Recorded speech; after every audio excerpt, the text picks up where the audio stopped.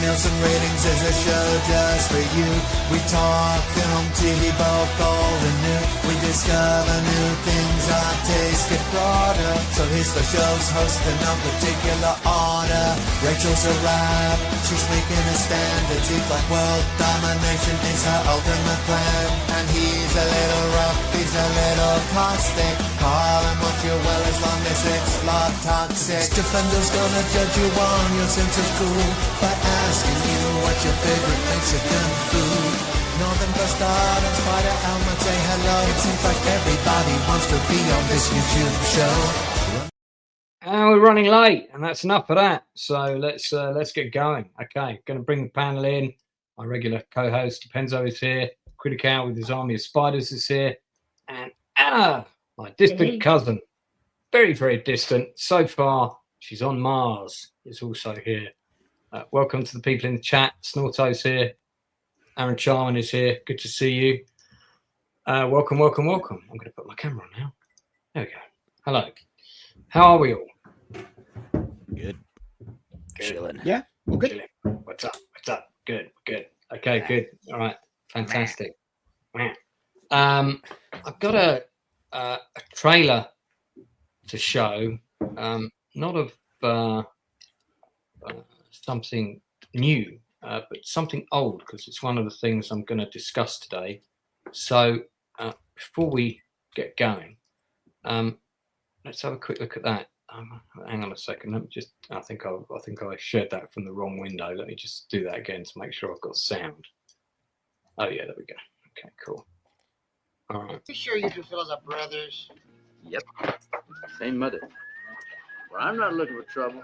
Well, They'll be stiff before they can draw.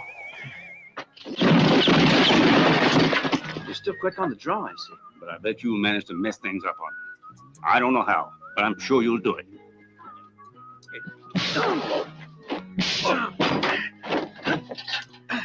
I suppose you got nothing to do with it, right? No. Who's got the time? I'm already busy doing nothing. With the restless guard, I advise you to watch the deputy. He's very fast. You hear that, Mortimer? The major says the deputy's very fast. They offended the law. They said I was a son of a no. That is. How is he settled? You gonna handle it alone?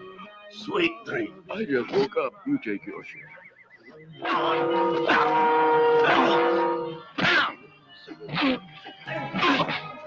Pardon me, brother. Can I go to bed, or you got something else planned for tonight? Well, I really came for a drink.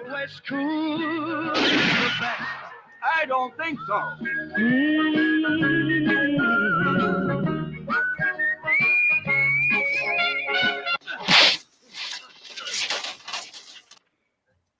So that's a film that I watched today. I've seen it once when I was a kid. This is an Italian spaghetti western. It's one of a trilogy. The two main films are called They Call Me Trinity, and then They Still Call Me Trinity. Trinity is Still My Name. Is the second one, and I have to say I proper enjoyed it. I've been trying to watch more Italian western spaghetti westerns because it's a great genre to go and sort of dig back into. And to my surprise, the leading actor Terence Hill, who that was his kind of western named, and he appears in quite a few supporting roles, including in some major Hollywood pictures of the time. He's still alive, interestingly, and might be open to coming on. So I'm investigating that, but regardless, I'm going to do a special. I'm going to do a Chew the Fat special probably in about 3 weeks on his movies. So regardless of whether he comes on the channel or not, because I've looked at his body of work, and he's a really interesting person to do a Chew the Fat on, and just talk about the different films he's done, because he's done films in all the different Italian sort of subgenres of that time, the Macaroni combat films and the Politeschi and all of those, which is an area of Inside Man's expertise. Another one of our panelists who should be on with us in a little bit. But yeah, They Call Me Trinity was a lot of fun. It's a very much a tongue-in-cheek Western, as you can probably tell from that trailer. The dubbing is, kind of adds to that as well. There's something very kind of silly and charming about it. There's also there's another Western series where the character's kind of called Nobody, and the title is Nobody Knows My Name and things like that. Terence Hill is also the actor in those. So somebody's done a stream about them.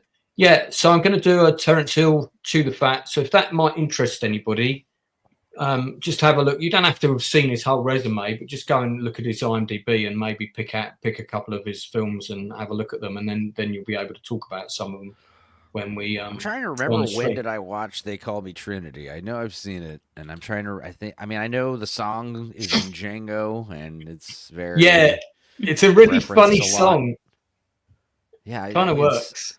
I love not just like old Westerns, but just like there's something about movies from like the late 60s, early 70s, certain movies, and they have this vibe where, I don't know, the goal in life is just sit around and just chill out and get drunk all the time. I don't know, man. It's like there's just like a lot of those just like chill party movies from the 60s and 70s that are just, I don't know.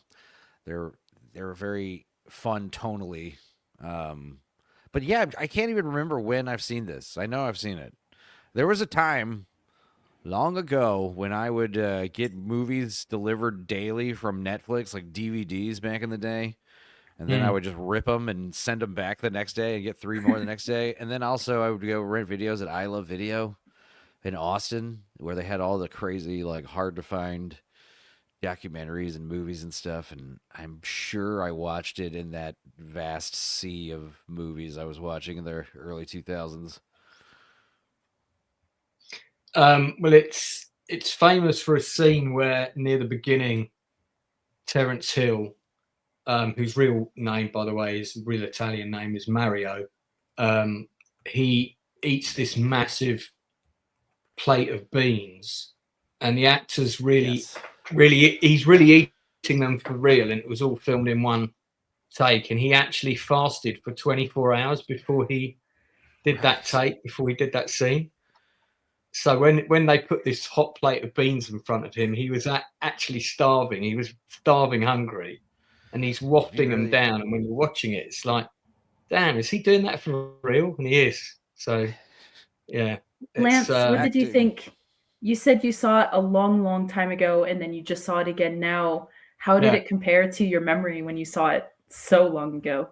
I just know that I saw it as a kid. It was on TV sometime, because I remembered a couple of scenes, including the bean eating scene, but I really enjoyed it. It looks really appealing. I love the comedies of spaghetti westerns more, and I've been wanting to watch a lot more of them. Like you said, Inside Man and Northern English Bastard, have been watching a number of them, and a lot of them are really, really grim. And I quite like the comedy ones more. Dude, my dad was like a living cowboy. I mean, not a real cowboy, but but he was like, he had that vibe. He shot fucking guns like crazy. He was just like grew up on ranches and stuff, but just an outdoorsman kind of guy. And he loved westerns. But one of his favorite westerns is Paint Your Wagon. I love Paint Your Wagon. That's maybe not such a great I know it's an unintentional. No, but obviously maybe. The Searchers, I was talking about that last year when Leroy was calling it racist or whatever. There was all those great old westerns are, I don't know. The thing about indie old movies is, like, even current day indie filmmakers, you always want one of your first movies to be either a western or like post-apocalyptic, because you just film outdoors a bunch with natural lighting and stuff. It's kind of easier, film in the wilderness. So, Enzo, this guy is how I picture your dad. blonde. Is there a resemblance? Did they look like this? Yeah, but blonde. Yes. Okay, blonde-haired version of this guy. Like Santa Claus. A blonde Santa Claus. Right. With a cowboy hat. Yeah, but also this movie's directed by what's his name, Enzo something. There's I always take note of anybody. It's directed. It's directed by Enzo Barboni. I knew it started with a B. Yeah. Okay. So, actually directed by an Enzo. This is Dominic Bartow, who's kind of one of the main villains. Italian. You know what I mean? Like they don't look American. No, but the lead guy has got. The Terence Hill guy has got a leading man face for sure. Oh, those women too don't really. They don't have exactly the Wild West look to them. They just look like models. They look like your sisters. What I mean, the thing about the leading guy is like, he's got a leading man face, but what do? They just grease him up and cover him with all this dirt and grime. It's awesome. He's pretty maroon. He's pretty. Tinted. He's very tan. Well, at the beginning of the film, he's supposed to have come through this desert. Right. That's something you don't so see is in that the movies. opening shot where he comes in being dragged on the travois, and it's really funny because I think it sets the scene perfectly. Is like he's such a lazy man, he doesn't even want to ride his horse. He just wants to take a nap while being dragged behind. Also, things just work out for him. He's just one of those guys. Yeah. But also. I can't tell you how many times I'm watching movies, even like the Quentin Tarantino Westerns, where, the actors, like they should have like red leathery skin and bad teeth. And I can't tell you how many times like they've got like perfect set of fucking veneers in their mouths, it's just like, come on. Where's the teeth? Where's the grime? Where's like the plaque and the missing teeth and all that? Yeah, they don't look rough enough for men who are out in the sun and the weather all day. Oh yeah, I grew up in El Paso, and you see like some old guy who's like lived there his whole life, and dude, he just looks like a fucking deflated potato. It's just insane. Like, Bud Spencer it's like reptile skin. Bud Spencer is the actor on the left in this picture, and they did a lot of movies together. He kind of strikes me as a bit of an Italian Dom DeLuise, but without the camp. But yeah, they did a lot of movies together, the two of them, including some non-Western ones. Once again, just from the trailer you showed, you've got a lot of horses, and it looks like they do some interesting horse work as they did, especially in the 70s and 80s. And I'm a person of horse, and I love to see it no matter what. I worked on a ranch all through my teenage years. I own horses now. I love seeing what you could do with horses in films that now is just replaced by CGI a lot of the time. There's just no way around it. Anna, you're all in for the Terence Hill stream by the sounds of it, which is good. So that'll be on a Sunday, probably on around 8 o'clock or so. I think it might be 2 Sundays time, potentially. Although I'm coming back from a journey that day, so that might be putting it into fate a little bit, but we'll see. You've been busy lately, Lance. You've got so much going on. I have. I've been producing music. I've been going to raves. I'm writing a book for someone. I'm running this channel. I'm trying to do guest appearances on other channels occasionally. You've had a whole batch of industry interviews just in the last month. Yeah, because I've got because I'm dancing for a couple of events. That's put me in touch with a lot of quite high-end DJs, and I mean, at the end of the day, it just would be stupid of me not to, when I've got a chance to talk to them, not to ask them, hey, do you want to come on for a chat? So I've dropped 2 music tracks. They're both on my channel. One of them dropped yesterday, and the other one dropped today. I've got about 20 versions of each of those tracks. It took me a long time to work out which version was the one I wanted to release, but and rewrote the lyrics many times. But they're both about dancing. The album that I'm working on is all for the rave scene, so it's all dance music. Although there might be one ballad in there, but we shall see. Toxic's mentioning in the chat about Scream 7. Has anybody else been to see that?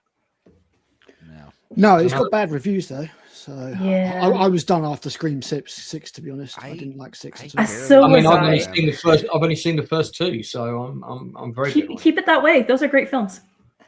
Right, yeah. Bit like that. Okay. Yeah, so we'd be doing the films of Terence Hill. You can look at, basically to come on the stream, you don't need to know his career ins and out. Just need to have seen at least 2 of his films. Check them out and see which ones you want to talk about. But we certainly will be focusing on the comedy westerns. That'll be a big part of it for sure. So we'll talk about the Trinity films. We'll talk about the Nobody films, and also just his partnership with Bud Spencer and the films they did together. So those are probably the ones I want to focus on. But if you find a film of his that you like that's not in that milieu, I'm quite happy to talk about that as well. So it's all good. Okay. So Enzo, what have you got for us this week? We're going to talk about Dirty Business a bit later because I know some people are waiting for us to talk about that. We are going to talk about that. Most of the panel have seen it. But Enzo, what have you got for this week? Well, I watched an old movie that I want to talk about, but before that, briefly, I did watch I Swear. It was good. It wasn't great. It was great, but it wasn't like, amazing. It was fun. It was a good, sweet little movie, and it's one of those movies that what Drinker did a review for, and he basically summarized the entire plot. And it's not a big deal if you get the plot spoiled. It's all about the actor, his performances, and it was fun. It was I feel like the BAFTA stunt did work. I did decide to check it out, and I thought it was good. I would have liked. It did kind of feel like the third act kind of just rushed and wrapped up really quickly. Yeah, so, I would agree with that. Fair criticism. Yeah. I wanted to see more of that. Actually, I wanted to see it take its time with that aspect, as opposed to just like, oh yeah, we just did it and it worked and everything was awesome. Like, okay, but yeah, it was a good movie. I would give it a good, a solid 7, even though I hate giving out 7s. I'd give it an 8 out of 10. The performance of Robert Aramayo carries the film, but all of the cast, to be fair, are good. Peter Mullen's good. I did notice it was very, it's just funny because it's very like programmy, kind of like, learn to accept people or else. And it's like, yeah, it's that kind of a after school special kind of like heavy handedness to it. But then at the same time, like when the BAFTAs happened, like that all went out the window. It's amazing. Yeah, evidently the message wasn't getting through. Man, did that ever kick off? I know some people have said that they think that what happened at the BAFTAs was a stunt. I don't think it was a stunt. I think the guy, unfortunately, that's his condition. That's what happened. But what was done on purpose was purposely sitting the guy with Tourette's next to the, like that was done on purpose. So it's like, so we could get a water cooler moment. They didn't tell him to say the N-word when 2 black people walked out on stage. They just knew he was going to do that anyway. They purposely put him in somewhere that would have been worth talking about. Because, the BAFTAs. Would any of us give a shit about the BAFTAs had that not happened? No offense, Lance. No, it was like a Chris Rock, Will Smith slap, wasn't it, for its time?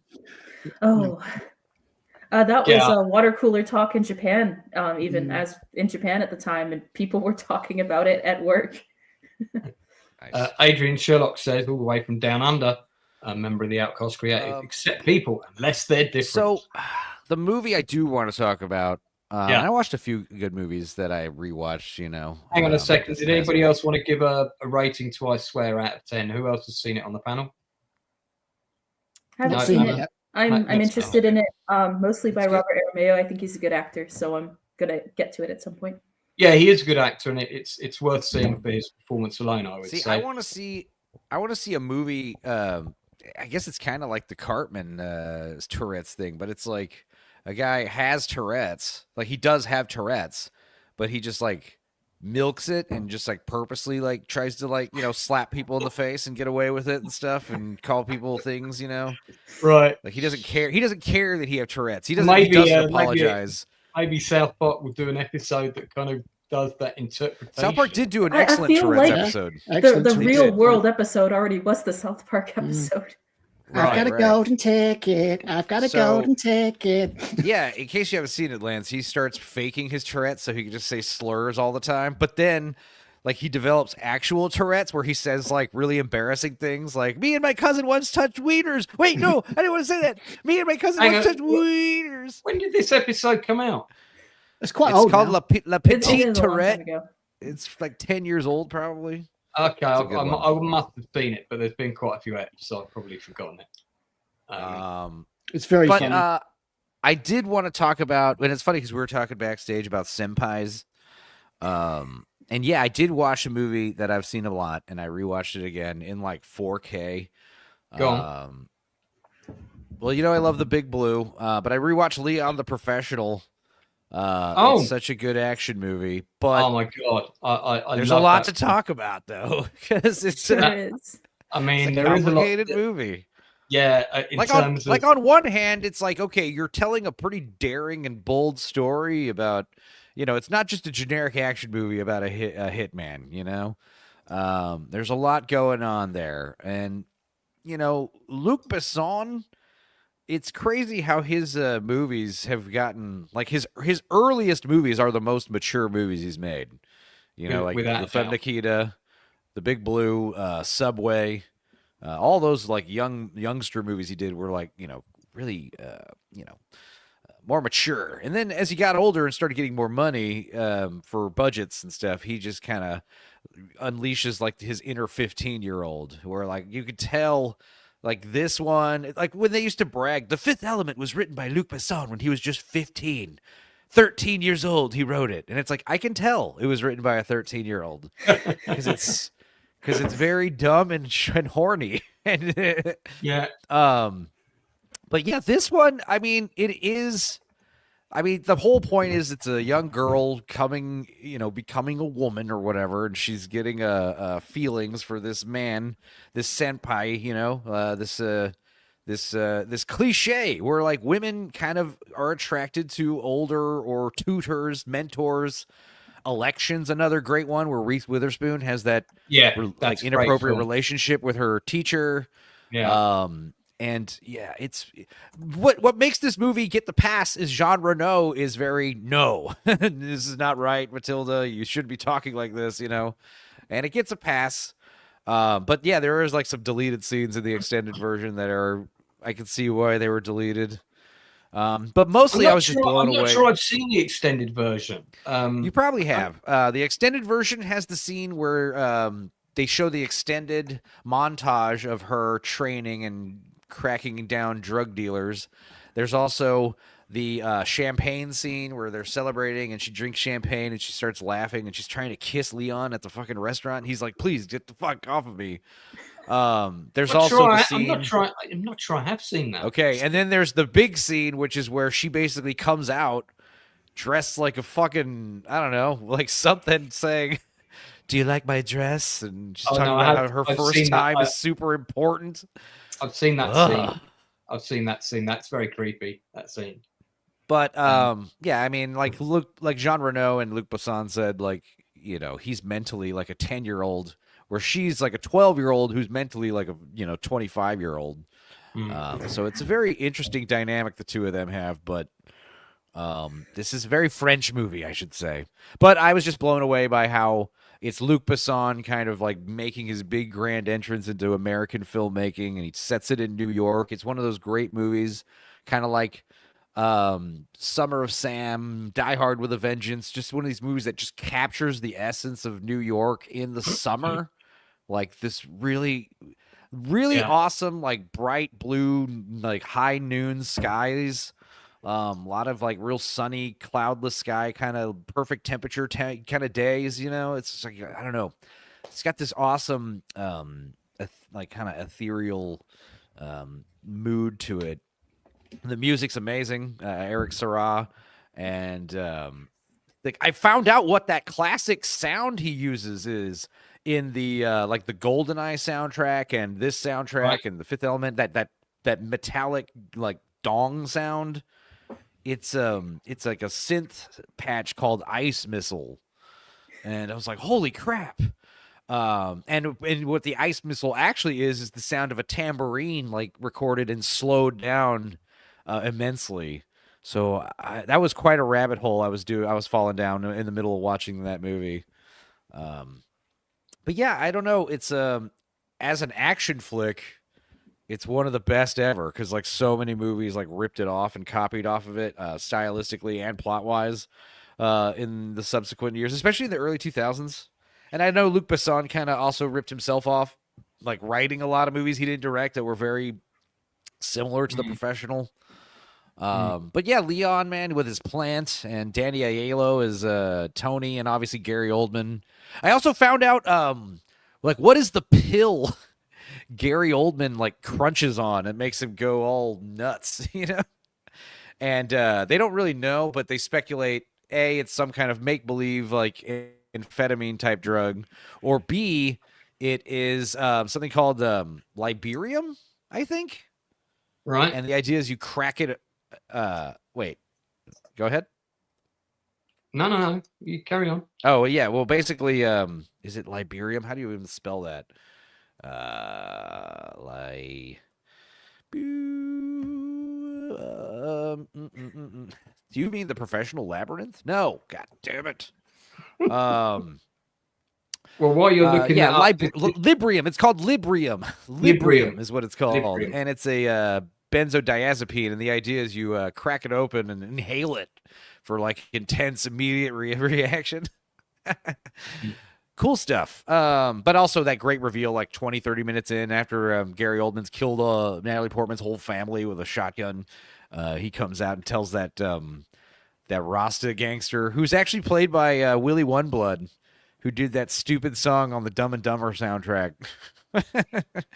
One of my favorite scenes is when he goes into the police station. Blank's getting his gun in there, smashes some guys in the face. They're sitting upstairs eating that pizza, and the guy with the dreads is just about to bite into this big looking delicious pizza, and he just pops him straight in the head. It's great. Flies back off his chair.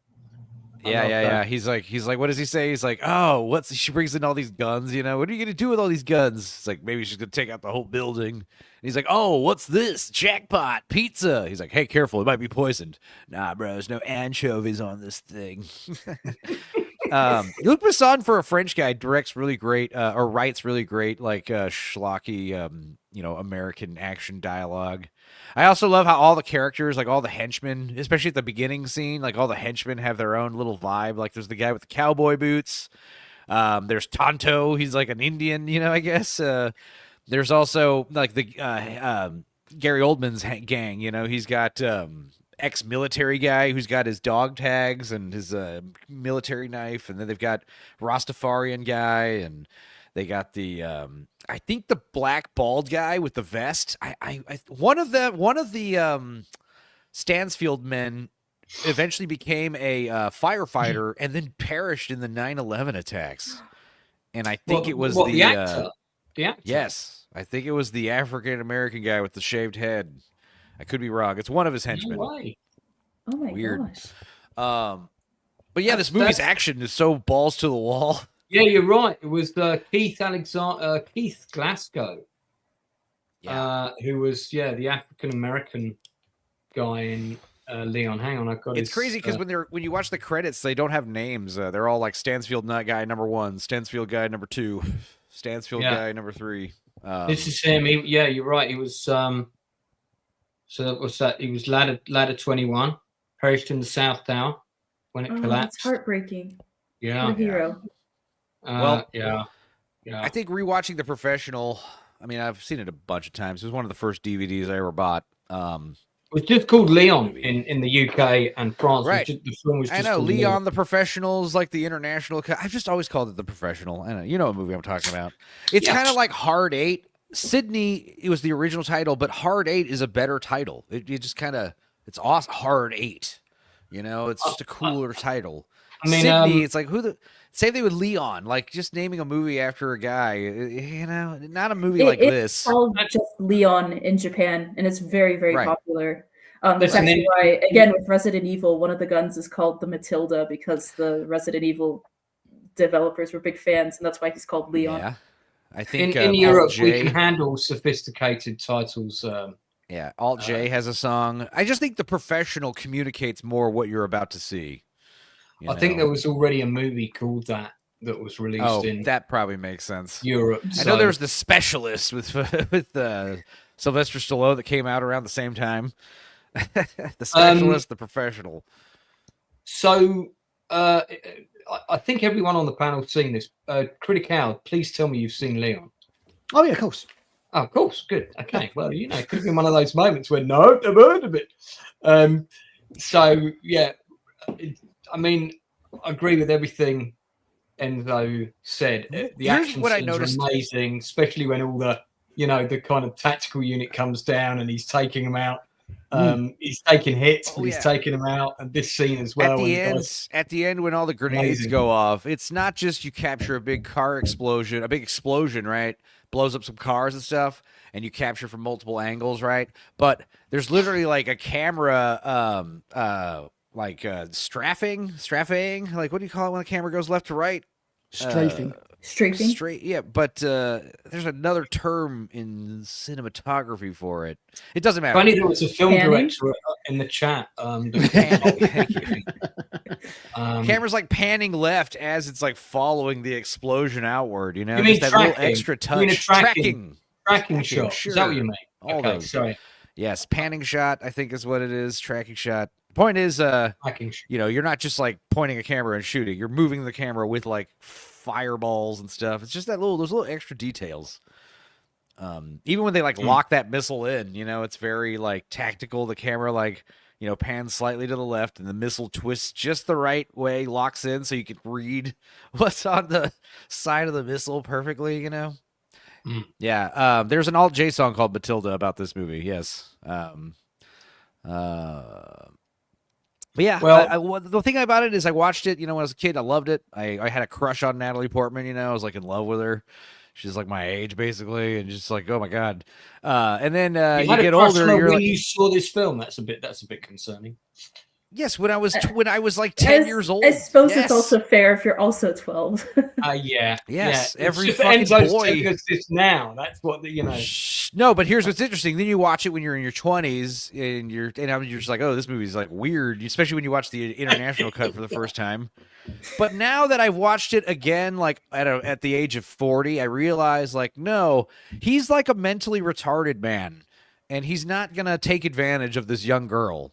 So it is completely, she, is a confused young girl who's like, needs guidance, and, naturally she's going through like hormones and stuff. And, but yes, their relationship is purely platonic for now until, I don't know, maybe, I don't know later. I don't know. But I remember just thinking it was a less cringe and icky this time around. I kind of got around to it and realized, you know what? No, it is before we give it our rating and move on, because I want to get on to Dirty Business shortly. Did you know that they nearly made the sequel to this called Matilda, which was going to star Natalie Portman? Yes. The script was written. Luc Besson always wanted to make it, and then there was a disagreement with the studio. He dropped it. Well, he left Gaumont and went and formed Europa Corp. That's his. Yeah. So they were butthurt about it. So they held on to the rights of it. Gaumont did, and they keep it real close to the vest. Yeah, there was talk of doing a movie with Zoe Saldana at one point, Michael. That movie Colombiana. Colombiana is Matilda, basically. But I would have liked to have. That's actually a sequel I would have liked to have seen. It would have been great if they'd made it while Danny Aiello was still alive. But honestly, Natalie Portman probably wouldn't return for the role because she says like she is very like embarrassed and kind of ashamed by the movie, even though like at the time, like especially watching it as an older man, you're like, dude, I can't believe they got a little girl to not only agree to do this stuff, but like pull it off. Like she's smoking and cursing and like swearing about like all a this sailor. Yeah, it's just very. It seems like it could be forced or cringe, but like she pulls it off so naturally, you just kind of assume she's just a bad little kid. But knowing it's Natalie Portman, you know, she's like a Harvard graduate. So I mean, it's all acting, you know. But like I said, it's very, very bold movie. It took some risks for sure. Yeah. Well, yeah, as you said, it got effectively the sequel got turned into Cumberliana with Zoe Saldana, which I saw at the cinema. That was okay. It wasn't great. It was all right. But yeah, the extended cut, 25 minutes extra scenes. I have seen that version, so I'm guessing that must be the version that I own.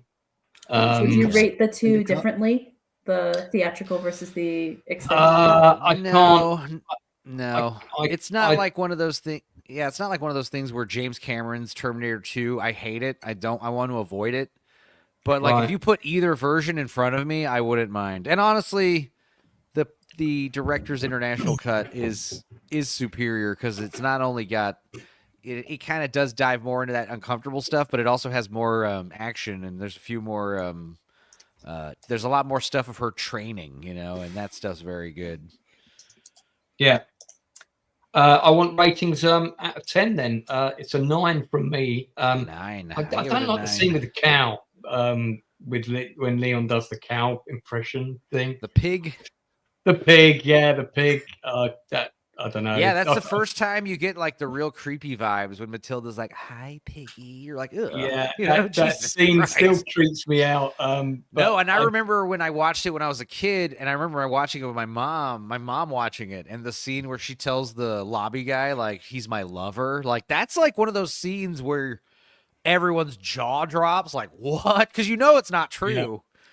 But it's like, why would she say it? And why would she say it that way? Like, why would she say that?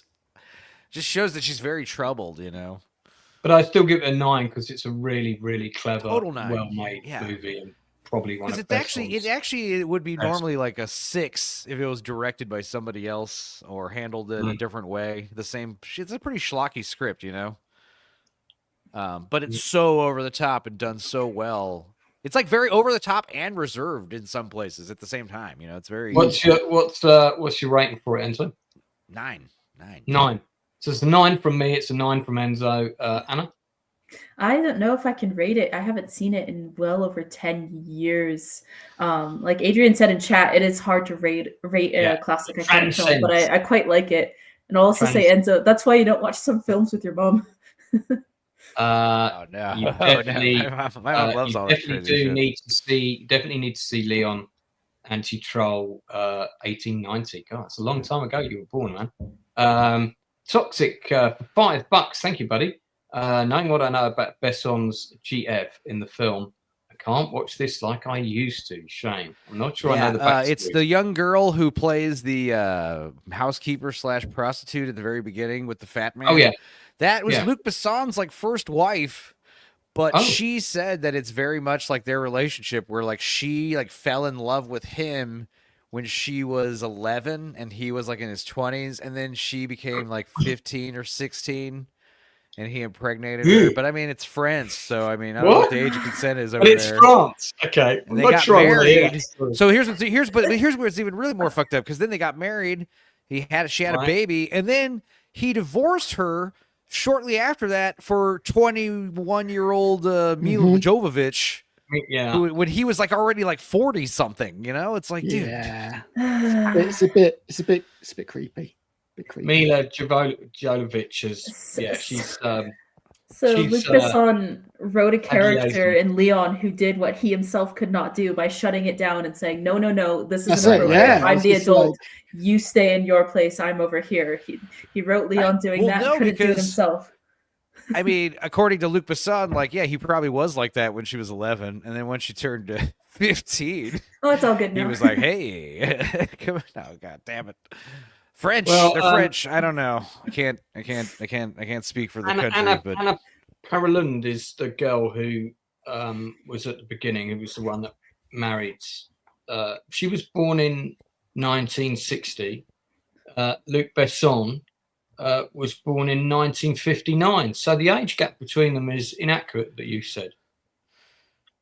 So there's only 1 year age difference between Luc Besson. Maybe it's not the woman. Wife. I thought he had a relationship with maybe that he had woman. maybe he had a girlfriend, but he did but definitely have. He liked. his first wife. He didn't get divorced from her until 1991, unless it was Maywen Lebesco.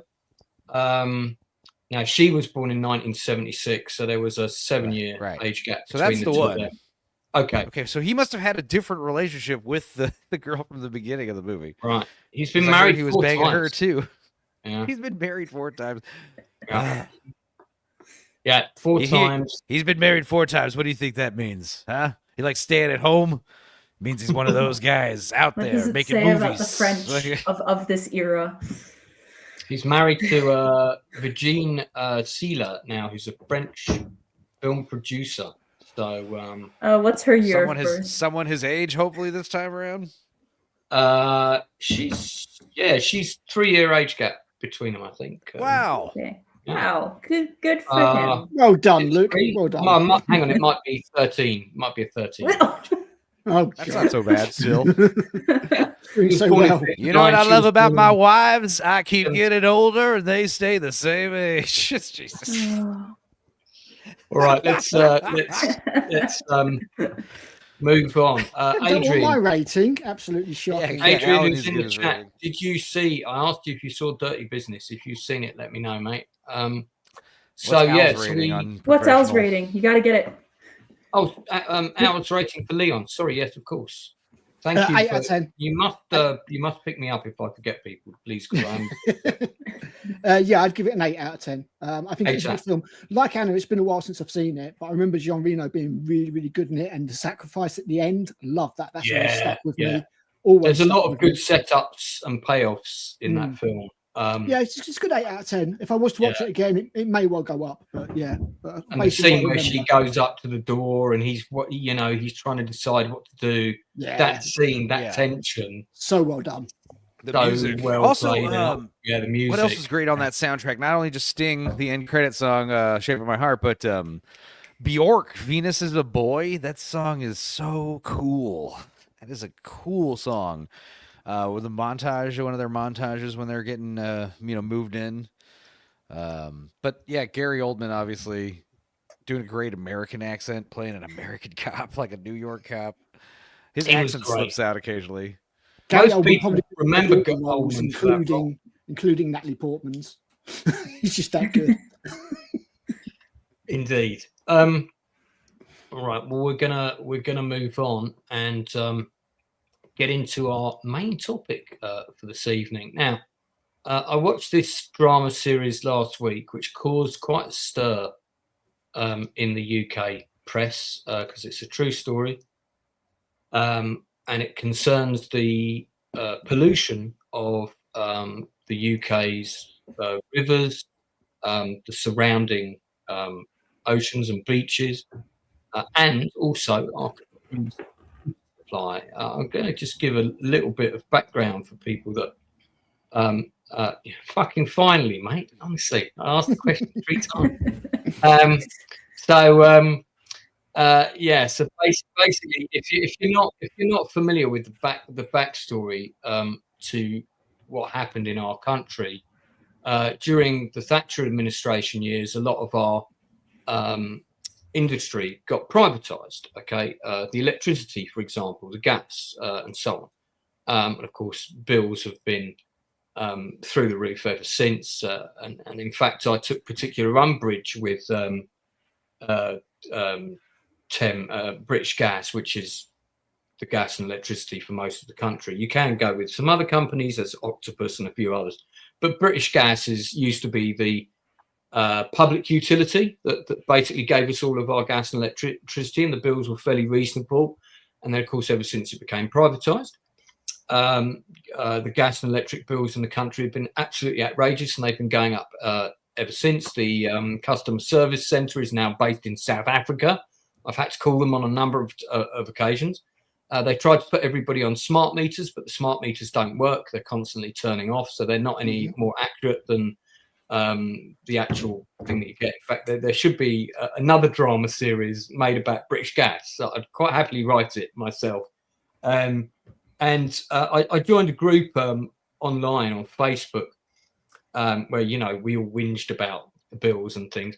And somebody managed to get hold of the private email for the managing director of British Gas. And I promptly wrote to him when my latest bill came through and said, look, this is fundamentally what you're doing is wrong. It's not sustainable for you to keep raising the profits. And they had massive profits while that year everybody was suffering austerity in our country. Everybody was going broke. Everybody didn't have money to pay their bills. So for some reason, British Gas thought it was fine to just up the bills, okay? And the reason I tell that story is because I got a reply from him. I got a reply from his secretary, and my bill got looked into, and it did get reduced. But Thames Water is one of many privatised water companies that used to be all one utility in the UK. Thatcher sold it all off when it got privatised. So we've got Trent Water. Is that Trent Water? Is it where you are, Critical? Yeah, I'll be Trent Water, yeah. Trent Water. I'm under Thames Water, which is a different company. And one of the things that happened was this Australian Quango company came in and basically bought out a whole load of the smaller companies.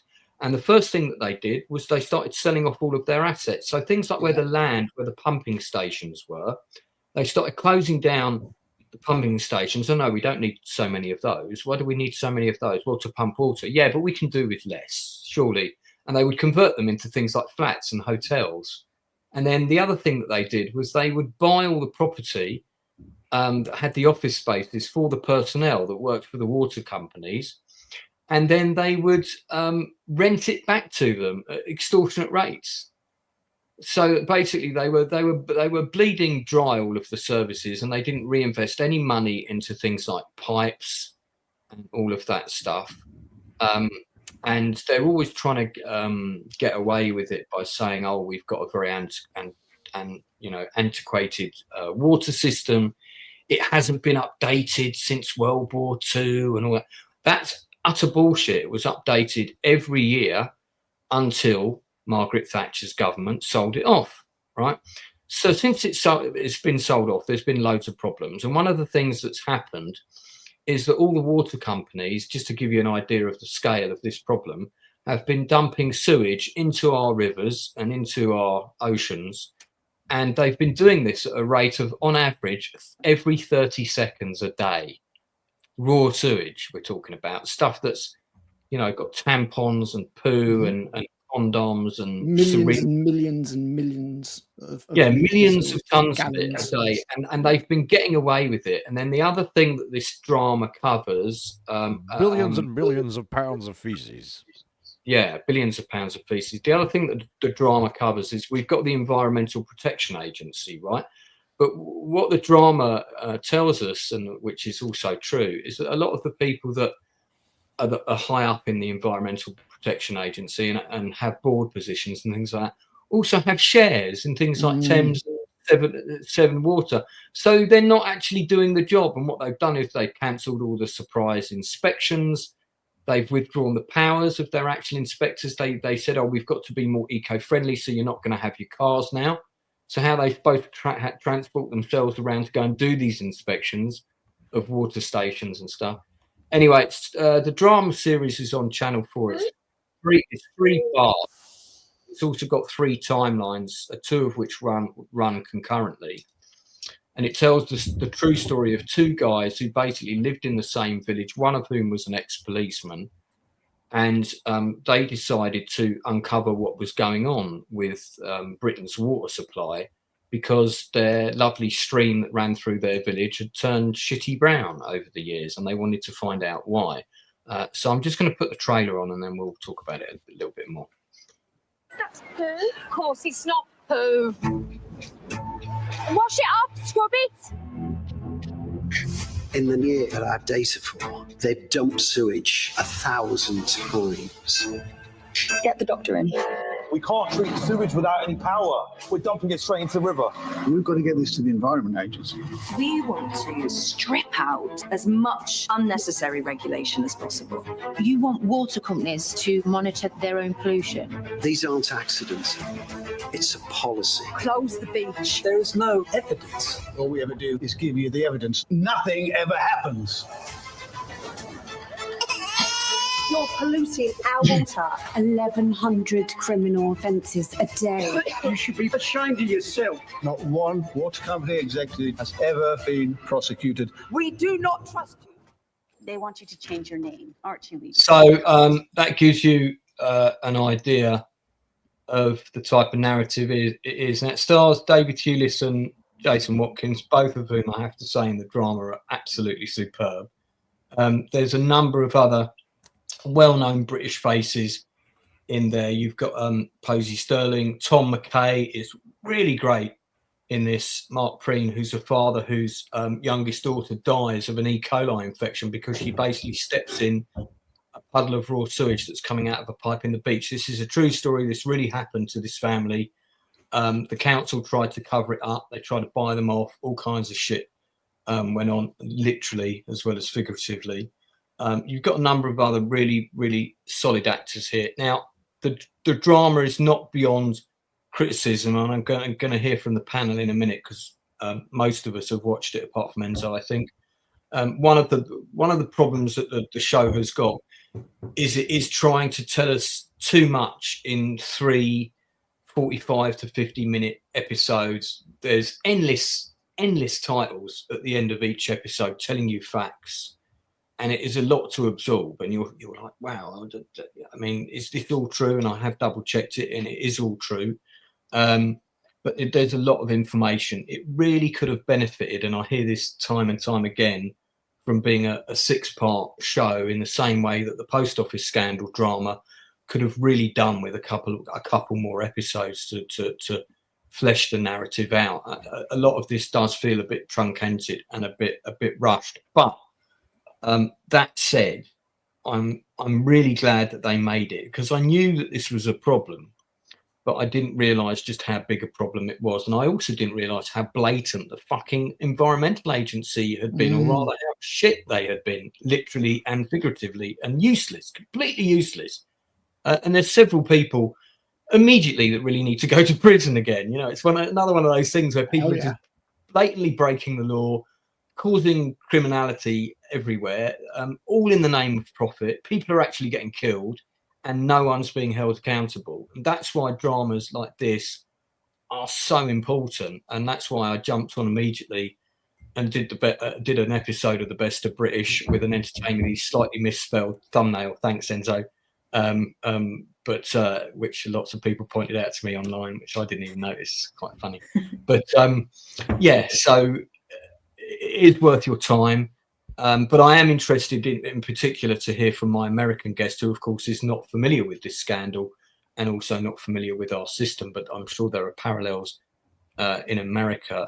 So before we hear from Anna, Critical, give me your thoughts on it. I thought it was very well made. I thought it was very well acted. But at the end of the day, the way that it is presented is as a drama, and therefore I have problems with it because they've changed things. They changed the whistleblower. It was a bloke called Robert Forrester. Yeah, that's right. They decided that they were going to make it a woman. The engineer for the water company was called Michael Lazarus. I have doubts because he's played by a guy called As If. Now, these things inherently aren't a problem, but what happens is when you change little bits like this, I will automatically find myself going, well, what else isn't true? What else have you bigged up? What have you changed? Because my wife's a nurse and she looked at the scene where the little girl goes into cardiac arrest and she went, there's no way they would have been that casual. There's no way they would have been like, oh, there's no heartbeat. Oh, let me do this. Then straight away, it would have been code, get in there and sort it out. So the problem with the series for me is that it is designed, and it's very effective in that way, but it's designed to pull on your heartstrings and make you angry. It's designed to do that. The Have entire you read thing the Have you read the interview with the couple? I did. Yeah, the couple of the young lads that died. Yeah. I mean, it's heartbreaking stuff. Don't get me wrong. It is. I mean, I feel that those are the sentiments that they expressed, and also that happened in the late 90s. I think it was. It was 1999, I think. And I mean, also, it was in the southwest of England. You're not talking a major London hospital. I mean, I don't know. Was it Paynton Beach in Devon? Maybe they didn't have the best nurse staff on that night. I mean, stuff like that has happened. I've had pretty shitty treatment from a nurse when I was on life support on one shift who seemed very indifferent to my plight, as opposed to the other one who brought me in dinner cooked at home. You know, have to eat the hospital food. There's a bit of a contrast in nursing styles there. There's there's a trend at the moment where it's basically kind of like, if you don't make it into a drama, people don't want to watch it. Whereas I prefer just a factual documentary. I prefer someone just talking about it. I'm pretty sure we will get a documentary on this. I think where it's worked is, and there was more than one whistleblower. He was the main one, but there were other whistleblowers. So but it has me thinking. I mean, because there was some footage, and obviously there's women in the footage and stuff. But I'm like, well, you've got the scene where the director is saying, "Okay, we're not going to monitor the water companies anymore. It's down to the water companies to report their own own." And that's all true as well. Which obviously they're not going to do. But all of the team that's objecting to it, all of them are women. And I'm just, because of the gender swap, because of the race swap, I'm just thinking, were they though? Were they? Or are you just pushing an agenda? And as soon as I suspect that you're pushing an agenda rather than telling me the absolute unfiltered truth, which is what should happen in a documentary, I have issues with it. So I thought it was very well put together. I thought it was very well acted. I thought it was very effective. But I almost found, you were talking about the great big bits of text at the end. Yeah. I almost found that more interesting than all the drama. I thought it was amazing that one of these guys, I can't remember which one it was, came up with an AI learning model. Yeah. That found out when the leaks were happening, because obviously the water company weren't being upfront about it. That was incredible. Tell me some more about that. I don't need the drama and what happens to that family afterwards. I didn't need all that kind of stuff. I don't need the emotional level that this drama puts across. I mean, I would just disagree. I did need that stuff for me. But I wanted to see the scenes with the family before, middle, and end. I could have done with a couple more scenes with them, actually. And I also especially when spoiler, but he hangs himself. I was like, Jesus Christ, that's a bit dark, and which character are you talking about that hung himself? Mark the father of the daughter, the father of the girl that died. Yeah. And I just thought their marriage was breaking up or something. I thought, oh well, not understandable. But then I was just like, whoa, and I just kind of felt it was pulling on the heartstrings a little bit. I would like something a bit more factual, but that's just me, It was very well made, and very well acted. I like the scene with the two guys waiting outside the gate. To get eating the sandwich. And again, I looked that up, and that did really happen. And the guy who takes all the books back and stuff, I mean, in all honesty, I mean, two things. One, it makes me quite glad that I tend to drink bottled water and not tap water. Yeah, same. I'm chomping on a bottle of Evian as we speak. But secondly, I think I was more pissed off at the environmental agency than the water companies. Same. It's like, that's your job. Hold them to account. Yeah, absolutely livid with the. That Sir James, whatever his name, should be in jail. I'm sorry. He should be. I absolutely agree. He should be in jail, and it wasn't just. It's the way it's run. It's who's running it. I mean, those two guys, the two old boys from the village, they should go in and take it over. In my view. Yeah, I mean, it's just not fit for business. And at the end of the day, that unfortunately comes down to successive governments, doesn't it? I'm going to just show you a screenshot of something because I wanted to check to see if it was the case because I couldn't remember. But in the sequence where we're seeing Channel 4, I won't play it too much because obviously a copyright issue and so forth. Right, yeah. But this is one of the typical shots of where they cut to. So pay attention to that entire front row, ladies and gentlemen. Yeah. No, they are all women. You've got 3 men there working so there are men in the shot. I agree. None of them are I think one of them's got one line of dialogue in one scene, if I remember rightly. And, and maybe it was like two main women who are seen to be the kind of the dissenters, as it were. Now you're right in the context that maybe it should have been a man and a woman, seeing as the main whistleblower was a man. Yeah, I mean that's so. But he wasn't the only one. There were other whistleblowers. It makes me think that what happened, Lance, was in real life there wasn't enough women action, or it was skewed too far towards the men, and they thought we can't release that, so we're going to have to change it. But the problem is, as soon as you do that, then I doubt your integrity. No, I got what you're saying on that point. Did that detract from the core message of the show for you? No, I still found it very interesting.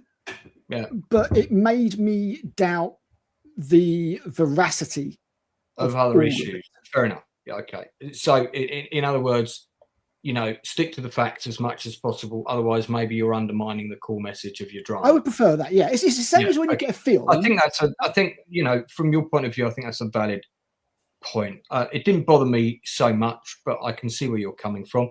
Now, Anna, I'm very interested in your opinion because you're rumor has it you're not of these shores. American via a Viking ship that set off from Denmark at some stage. How did you find the drama? What did you think of it? I mean, you are someone who very much loves the environment and stuff, so I'm keen to hear your thoughts on it. I visited Oxfordshire once a while ago. It doesn't matter why I was there. That's pretty near the village. That's pretty near the village, I think. Because it was a tributary of the River Thames. It was the Windrush River is where they were first looking at the issues of pollution. And when you mentioned that this drama was coming out, I was really interested because we just had a big issue in Washington, D.C., which I was just there for the last month. January 19th, there was a big sewage spill into the Potomac River of something like 300 million gallons of raw untreated sewage, and no one can use the river at the moment for all of the things that people normally do in it, boating and fishing and all of these other activities that take place. And then, of course, it's causing lots of environmental issues around Washington, D.C. at the moment. 300 million gallons would be like 1,200 million liters for you people. But anyway, I had some of the same thoughts as Al, is that I have a little bit of reservation around dramatized documentaries. Again, I thought this was really fantastic, but it got me checking up some things that I might not otherwise have done, because it did. All of the reviews that you'll see about this is everyone talking about like how this show is supposed to make you angry. It's supposed to it's to spur you to action, and what the action is, everyone is a little bit vague on. But I agree in that it does seem a little frustrating sometimes, where it's like, well, I've seen some behind the scenes interviews of like, meet the real people behind the Dirty Business documentary, the people who were really the whistleblowers, who I feel a little bad for them in the case where it's like, well, you weren't diverse enough by the standards of our network to make it into the documentary for the good deeds that you did, even though this isn't an issue of diversity. This is about, environmental pollution and drinking water. It felt a little unfair to the real people who are still very much here, who are still very much activists in this issue, because it's an ongoing problem that they weren't deemed, diverse enough to be represented as they actually are in the show. I saw a lot of comparisons, and Lance, you just mentioned this, to the post office documentary. What was it called? Mr. Bates. Yeah. Mr. Bates versus the post office, which I've not seen and I heard was very, very good. I'd like to see it. Yeah, I did the play. I did the stage play on the same topic. Oh, neat.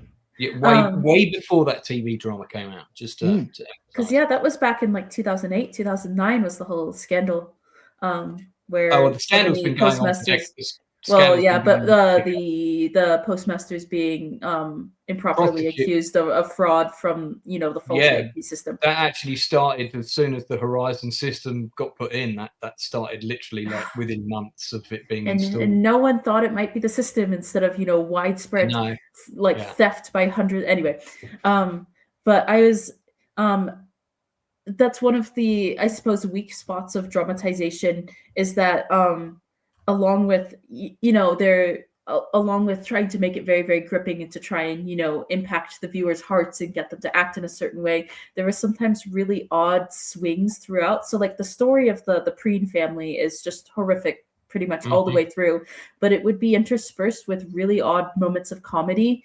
especially from the point of view of the very almost cartoonishly evil male corpos, and then a lot of times the scenes in the Environmental Protection Agency are played for comedy, and I would get some whiplash when, as Al mentioned, suddenly it cuts into Mark Preen's suicide, and you're like, oh my god, what just happened? And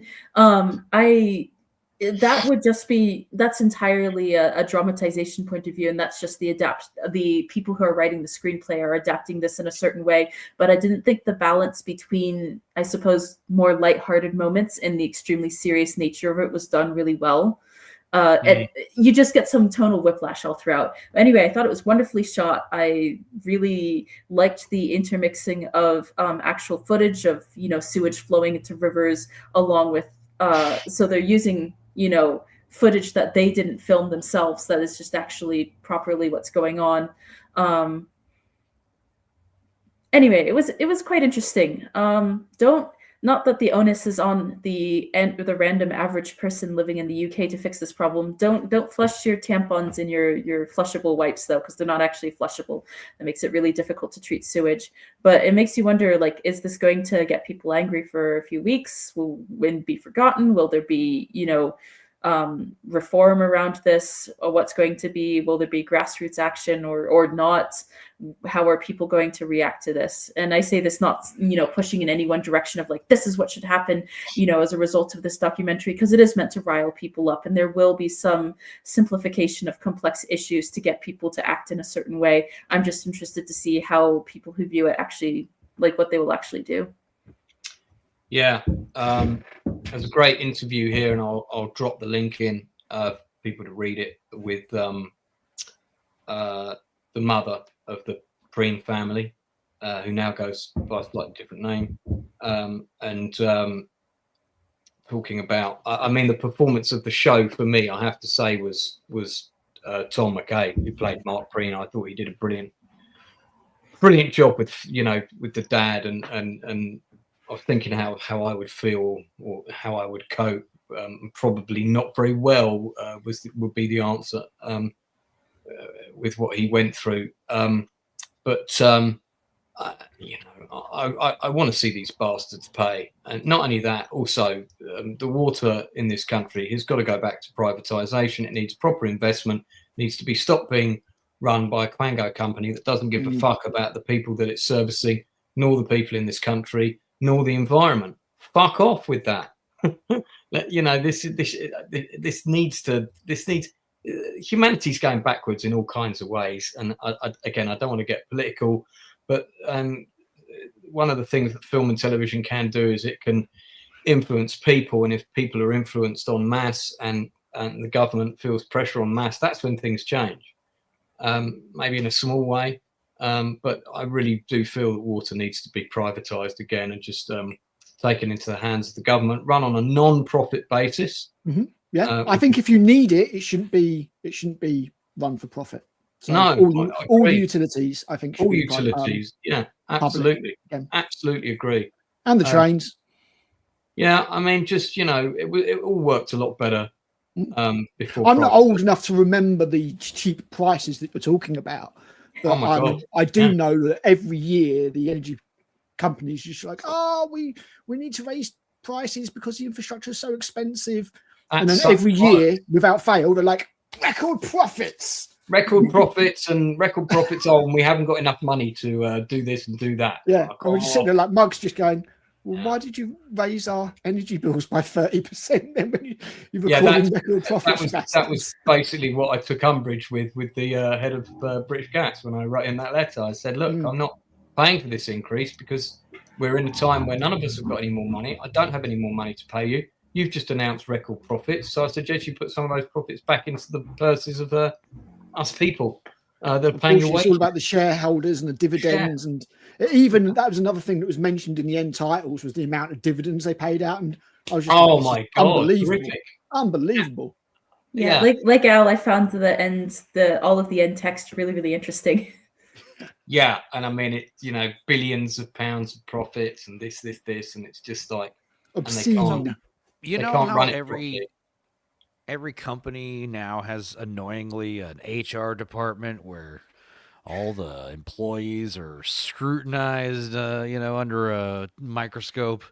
That's kind of like that's covered. So every department, every company, every corporation, whatever, they all need like a doge, like just like a bunch of accountants, and the whole thing is like, where is this money going? Because the whole thing is like 9 times out of 10, it's all just funneling money into pockets so they can just. That's what Quangos. That's what Quangos essentially are. I mean, we have so many civil servants in this country that an audit is due finally. So the entire government basically needs an audit. Yeah. I don't know who's going to do it. Anyway, despite its narrative issues, and I still have to commend the show. I think it did an excellent job. I give it a solid 8 out of 10. I think it's mandatory viewing for anyone in the UK. Basically, can you give me your ratings quickly before we move on? Anna? Oh, I'd give it maybe a 7 or so out of 10, 7.5, because I thought the acting was very good, but I was taken out by some aspects of the dramatization a lot. Like Al, I would have preferred to see it be more on the documentary side than on the drama side, but I can see why they did the choices they did. I'm at a 7 as well. I think it's exceptionally well made, but just the whole way through, I just had this kind of in news they call it transparency fallacy, and I had that. I was like, am I really seeing the truth? Because I think that's very important for a documentary. But it is very well made, and I think you're right. I think everybody should see it because it's something that definitely deserves to be widespread knowledge. Don't allow them to just brush it back under the carpet again like they did. I mean, I haven't been able to find out the ins and outs of the gender swap for the whistleblower, but it's not impossible that might have been at the request of the whistleblower. So that's worth bearing in mind. Potentially, as I find say, that unlikely because because they've had interviews with the whistleblowers themselves, and I feel like if they're doing interviews with their names and their the two guys who've done the two old boys from the village, they're not the whistleblowers. They're the guys that decided to go in and find out all the shit. The whistleblower Forrester, I haven't seen any interviews with him online, and I don't. Then just get another dude in and just call him Craig or something, I mean, I haven't seen an interview with him, the main whistleblower upon whom that character is based. It just, if you excuse the parlance, it just dirties the water for me. I want this nice clear pond that I can see to the bottom all the way through and see the truth. And what they've done is they've dirtied it up. Who wonders what the drama is like? It's got a lot of strong parallels with Erin Brockovich, except the difference is the bad guys don't get sued particularly. They get a slap on the wrist and told that they're naughty, but that's about it. What we needed is Julia Roberts to get in there, join up with the two blokes, and get Erin Brockovich in there, the American version of the story. And I mean, what was a real shame, I thought, Lance, was the impotency of the two guys, sending email after email. It's been 30 days. I haven't heard anything. It's been 60 days. I haven't heard anything. It's absolutely shocking all round. Very shocking. Will anything change? We know that the rich don't end up in jail. So yeah. Well, maybe. Yeah, I mean, maybe yeah, the the whole post office breakdown scandal. about- Some people will go to prison. We'll see that the government, whichever government it is, will be very, very, very foolish if they let all those people off. But is it nothing ever changes? I think the problem with that one is that we've had a lot of scandals in this country, and like this one and the post office, those are two scandals that affect everybody, because everybody in the country uses a post office at some point or has used a post office, and everybody has had to take water from the tap and use water, or everybody's probably been on a beach and seen sewage, because we've all been to a beach and seen those effluents coming out of the outlets and tubes and things. We've all seen rivers that have looked polluted. I mean, it's so common in this country now. And I do remember days, same shit. like that. So I think these two scandals are scandals that are going to need some people to be held accountable because they affect such a national level. But I think the post office one is even going to demand more. I mean, you saw what the environment. Innocent people went to prison in that one. People, that's a whole another level. That was another very interesting thing about the titles at the end, because it showed that they all got away with it. Thames Water said that the film wasn't representative of blah blah blah. Yeah, in fact, of course it wasn't. It's probably not bad enough. And the environmental agency said they put in safeguards or something, and they're just like, what a load of bullshit. You haven't done anything. It's all bullshit. It's all bullshit. I was already in hatred of these massive corporations and government organisations. I didn't need this documentary. Well, I did speak to Gary earlier today in Inside Man, and he was going to come on because he had watched it and he did want to talk about it. But maybe we'll hear his views on it next week, or I might just get him on another time to chat about it. But thank you for taking the time to watch it, guys, because I know it's maybe not normally in your wheelhouse, but I felt it was very important for people to watch it. And I think genuinely, I learned a lot. I found it interesting. I did learn things. Good. But I just found myself doubting what I was being shown. That was all. That's it, basically. Yeah, well, I wouldn't doubt too much of it because I did some research. I did some research afterwards, of course. Of course, I did. That's how I found out they race swapped the whistleblower. Oh, sorry, sex swapped the whistleblower. Yeah, I mean, of course, that's in the titles at the end, so they don't hide that fact. It is there. They even name him. Facebook's down apparently. So can anyone else? My Facebook's just gone down. Not again. Not again. Your account is currently unavailable due to a site issue. We expect. Yeah, no, I've got the same. It's down. Okay, fine. All right, so it's across the board. All right, it's not. Mr. Mannering. It's working fine for me. It could be a UK issue. It's probably because we're closer to the Middle East than you, so there's probably been a wire that's. Or the UK government is upset that you're talking about this. I was going to say they're trying to silence us, Lance. No, go next. We're not talking about Iran. We're talking about the water. That's probably enough. Anyway, all right. Well, we'll move on. Let's talk about some other stuff.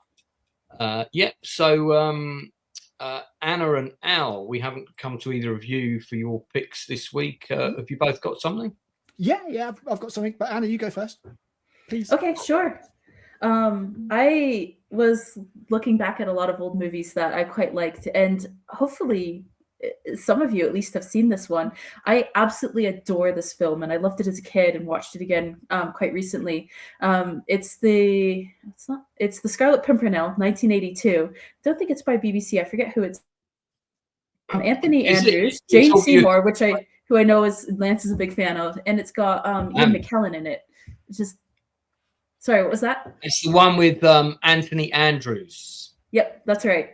And I have seen this. It is because there's also, I think there's a TV show, but this is the movie. It's a made-for-TV movie to the point where you can tell where the ad breaks were. It has no right to be as good as it is, this film. But I mean, of course, it has a fantastic cast, and the three lead actors in Anthony Andrews, Jane Seymour, and Ian McKellen are just amazing. But really, really quickly, the setting of it is that this is during the French Revolution. I think it's set in 1791 or 2 or so. And the notion is that, well-meaning revolution has now gotten out of hand, and all sorts of good men and women and children are being sent to the guillotine for the crime of simply being born aristocrats. And so Percy Blakeney is this British aristocrat who he leads a secret double life. He plays a fop and a fool in public to kind of push off suspicion from the notion that he might be at all connected to the Scarlet Pimpernel, who's this mysterious figure who's been going into France and has been rescuing lots of French aristocrats from being executed.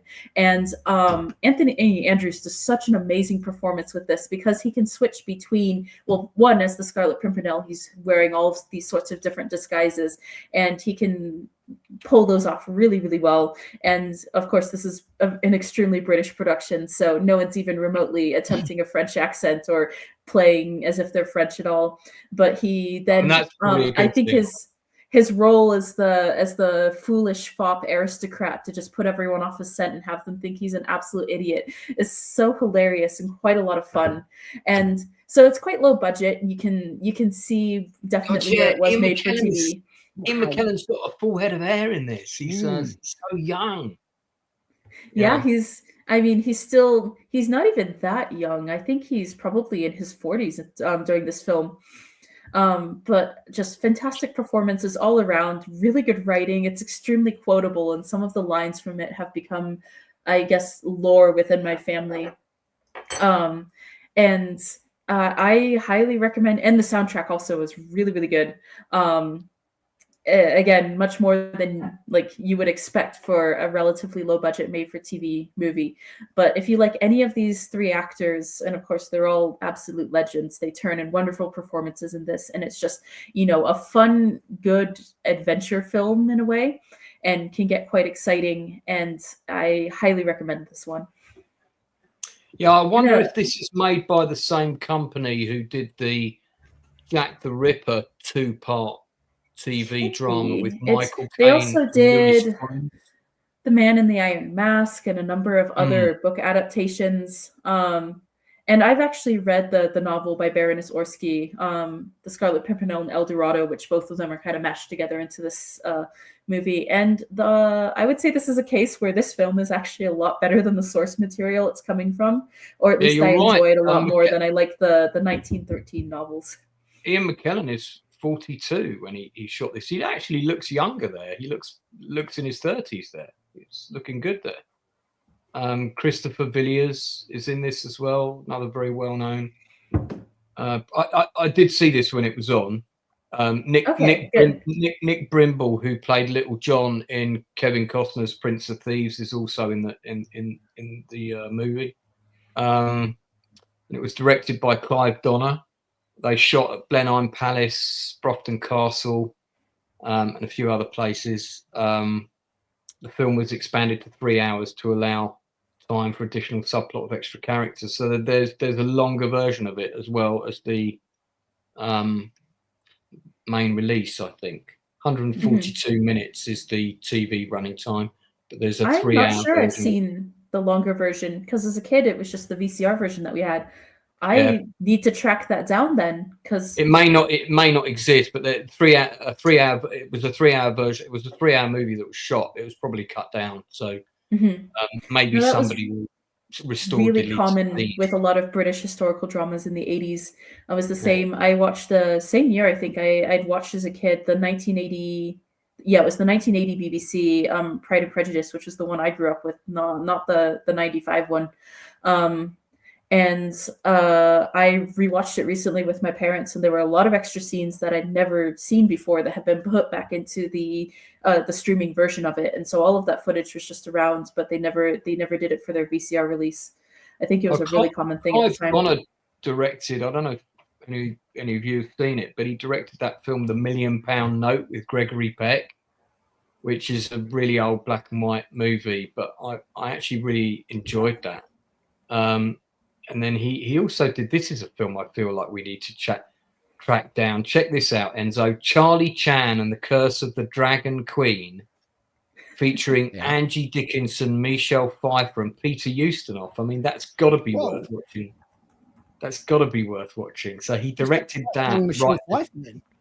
Yeah, he directed that right before he directed this, and then he did A Christmas Carol with George C. Scott.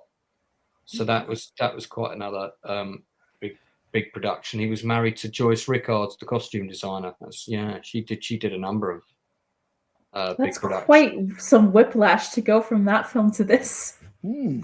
Yeah, Charlie Chan and the Curse of the Dragon Queen with Peter Ustinov orienting it up. With he'll be doing that kind of voice as Charlie Chan. Oh, God. Richard Hatch from Battlestar Galactica is also in that. No, as is Roddy McDowell. Oh no, I need to check this out now. I feel this is a film we must review. I just can't believe Michelle Pfeiffer's in it as well. Yeah, should we make that the homework for next week? Let's do that now. So what's it called again? I'll put the Wikipedia page. Charlie Chan and the Curse of the Dragon Queen. Yeah. Oh my God. Charlie Chan and the Curse of the Dragon. Do you know what? I feel like I've seen it. I feel like that was on one Sunday afternoon. Oh, no way. But sorry, I went down a bit of a rabbit hole there for you, Anna. Let's go back to this. I have seen it. I can't rate it because it was so long ago. I'd have to rewatch it.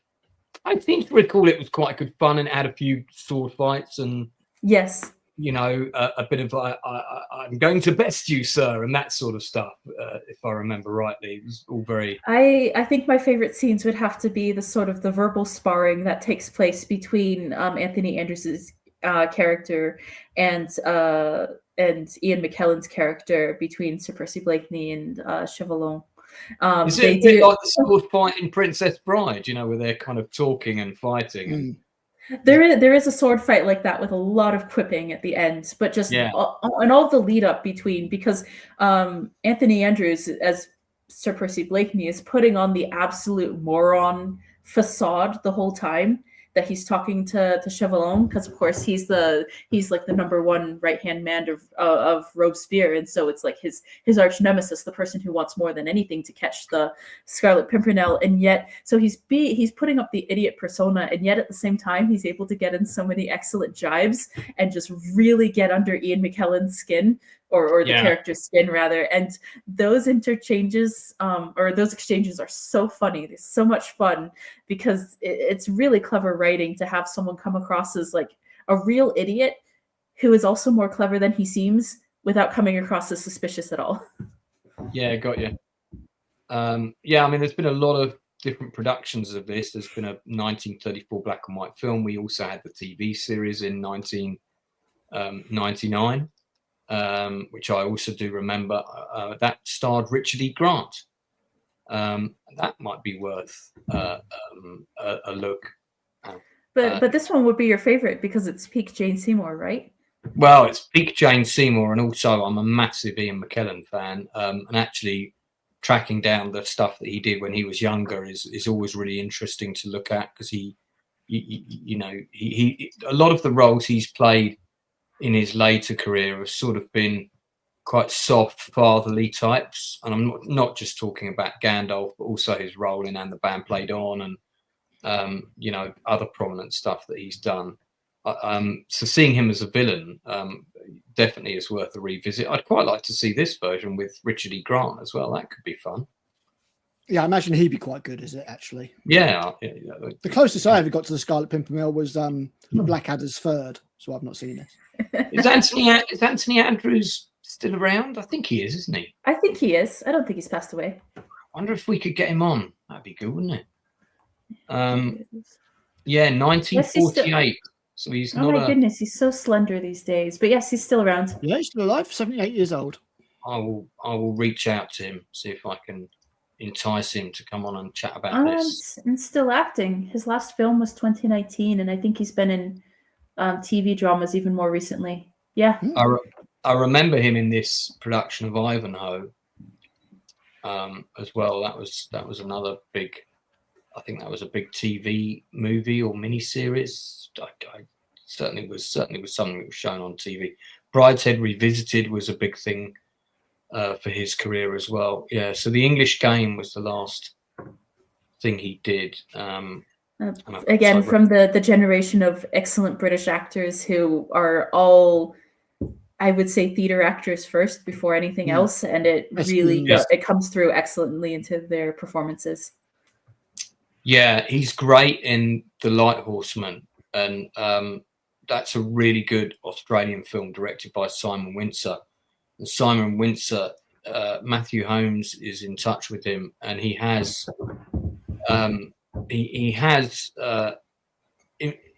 sort of given us the impression that he might be willing to come on and chat to us. So that's another great movie if you've never seen it, with Anthony Andrews in. Although Andrews has only got a small part in it, he's kind of like sort of, you know, the big guest role kind of thing, whereas the leads are all quite young men. But it's really, really well filmed. The big action scene at the end is quite spectacular.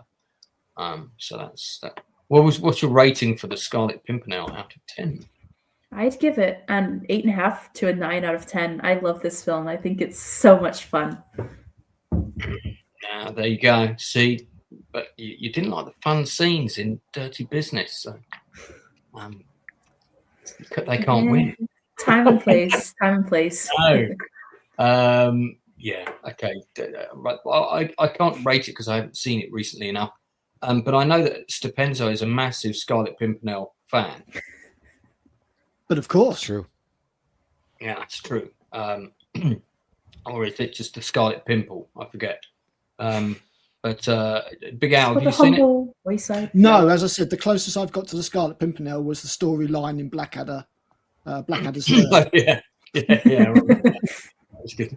Also really good. Thank you for bringing that oldie to our attention, and also for us all accidentally discovering Charlie Chan and the Curse of the Dragon Queen, which that's the homework for next week. So we're all going to try. I'm trying to obtain it at the moment. It's not easy to get hold of, but I'll see what I can do. Let us know. I'm not even looking right now. If you find it somewhere, send me a link. Critical, it's actually your pick now. Yeah, I've got two, so I'll be brief. The first one was a film I rewatched. I first saw it in the cinema when it first came out, and I loved it, and it tanked. It did really badly for some reason, and it was just I was on Amazon just yesterday or the day before, and it was on there, and I was like, yeah, I want to watch that again, and I fell in love with it all over again. I bet this is a film I love. Go on, what is it? It's a film called Boy Kills World. Oh yeah. It's Bill Skarsgård, and it's like a revenge actioner type thing. Frank Janssen plays the head of like an evil family. I've seen it. Yeah. Bill Skarsgård needs to try and take him down, but he's deaf and mute. So there's a voiceover throughout the film, which is his inner monologue, and it's done by the guy who plays Archer from the Archer TV series. Oh yeah. And it's just really funny and violent, and I really enjoy it. But Bill Skarsgård works really hard, like he always does. He's got some great comedy timing you would not expect him to have from his previous roles. And there's just so many really cool visual gags in it as well. Like there's this one bit where he meets this guy, this is like the black dude, he's got a great big beard, so he can't read his lips properly. So because that's how he understands people. So all the things he's imagining he's saying are completely wrong, and they're all popping up in front of him and stuff. I really enjoy it. It doesn't overstay its welcome. It doesn't try to be pretentious. It doesn't try to be anything more than it needs to be. It's exceptionally well shot, in my opinion. The action choreography is brilliant. It's got memorable characters, great fight scenes. Who directed this? I'm not sure. Let's have a look. That's Michelle Dockery. More different, man. It's the kind of thing where I was like, "This has got to be from a comic book," but I couldn't find one that it was from. Yeah, no. Do you know what? I remember when Moritz Moore is the person who directed it. He also did Akumi, which is a short. Okay. In fact, that's his only feature film to date, and Viva Berlin, 4 episodes of a German TV series. That's a real shame. Speaking with your description, it sounded very kind of anime inspired, and he's got Akumi and Ronin 2035 among his credits. I guess he really quite likes that aesthetic. It's got that kind of thing going on. I'd quite like to track down Viva Berlin. An unknown plague turns Berlin's population into ravenous zombies as the city transforms. A string of interwoven horror stories unfold in Germany. So it's a series of shorts. Look at these absolute gems that we're bringing up tonight. Yeah, I mean, that's what we like doing on the Outcast channel. We're not being the underdog. So it sounds to me like this was probably a big effort on his part to pull this all together. And yeah, I did see this when it came out. I can't remember if I saw it at the cinema but I definitely saw it. And I really enjoyed it. It's just really good. It's got a surprising amount of heart. I forgot about it really quickly, but I did really like it. Yeah, the action was really well directed. There's a lot of fun action scenes. He's got this thing as well where he keeps imagining that his sister, who was taken from him when he was young, is there. And that adds to a lot of comedy as well. She talks to him. She talks to him. Yeah, exactly. It's like an imaginary friend type thing. I really like Bill Skarsgård as an actor. I'll even forgive him for The Crow. It's not really his fault. Yeah, well, and I think he was very good in this. And I was really shocked to see how badly this did at the cinema, and it really did tank. So yeah, I'd say give it a go if you want to watch a cool action film that's funny, very violent. It is brutal. There's lots of blood. Then yeah, check this one out. It's good fun. 2023 wasn't a good year for box office receipts, was it? No, not particularly. It was a really woke year for films in terms of just like really shit stuff that came out that year, if I remember rightly. And this was released like February or March or something as well. It was just slapped out. A lot of theaters were still recovering, especially if it was the first half of 2023. Yeah, it was sort of very. Timing. It was very still sort of felt like post-COVID. I was in the height of my PTSD, so even I wasn't going to the cinema much. Enzo, did you see this? No. How come? This seems like the perfect Enzo pizza and beer Texas movie. You know, what's going on? I wait several years until the movie gets any kind of talk about. No, I just never got around to watching this one. It's like you said, 2023 was a shitty year of movies. I don't know. I was looking back. Are you going to watch it now? Movies of 2023. Sure. I'll check it out. I remember Blue Collar talking about it and a few others at the time. It was one of the very first reviews that I did for my channel when I started it. There you go. Back in the day. Was that what inspired you to make a review or to start a channel doing reviews? No. I'd already done I think I'd done a review before that, which was The Crow, 1994. That's a worthy first one to start with. Yeah, exactly. And I saw this, and I just, I mean, it's just one of those films. I was just like, and when I finished watching it again the other night, I was just like, you know what? I think I'll buy this. I think I'll get it on physical because it's just fun. It's just good fun. A surprising amount of heart to it. Very well done comedy. Very well done action. Might not be everybody's cup of tea, but I would at least say, you know, unless you're really bothered by ultra violence.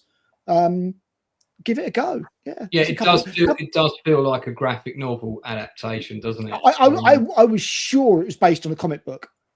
Yeah, everything about it, but apparently not. No. Yeah. What would you rate it out of 10? I'm going to give it a 9 out of 10. You know, I mean, I really do think it is that good. It just. I can't think about a lot about the film that I don't like. It's got a couple of nice little twists in it. The action's really good. The characters are pretty good. It's very kinetic film. It very, very rarely stays still. It's always moving and doing stuff. And it's just a good time all the way through. I think a 9 out of 10. I really enjoyed it. Give it an 8 out of 10. Yeah, I did really like it at the time. I did forget it quite quickly, but I think that's not a reflection of the film. That's a reflection of 2023 being a very difficult year for me. Lots going on. And I wasn't yet raving. So, you know, the happy dance that you see before you now had not yet fully. I was going out clubbing, but it was an 80s night. It was once a month. So I wasn't yet on the podium, so to speak. I love the inner monologue he's got with that guy who plays Archer. I don't know what his name is. Charlotte Copley is great in this as well.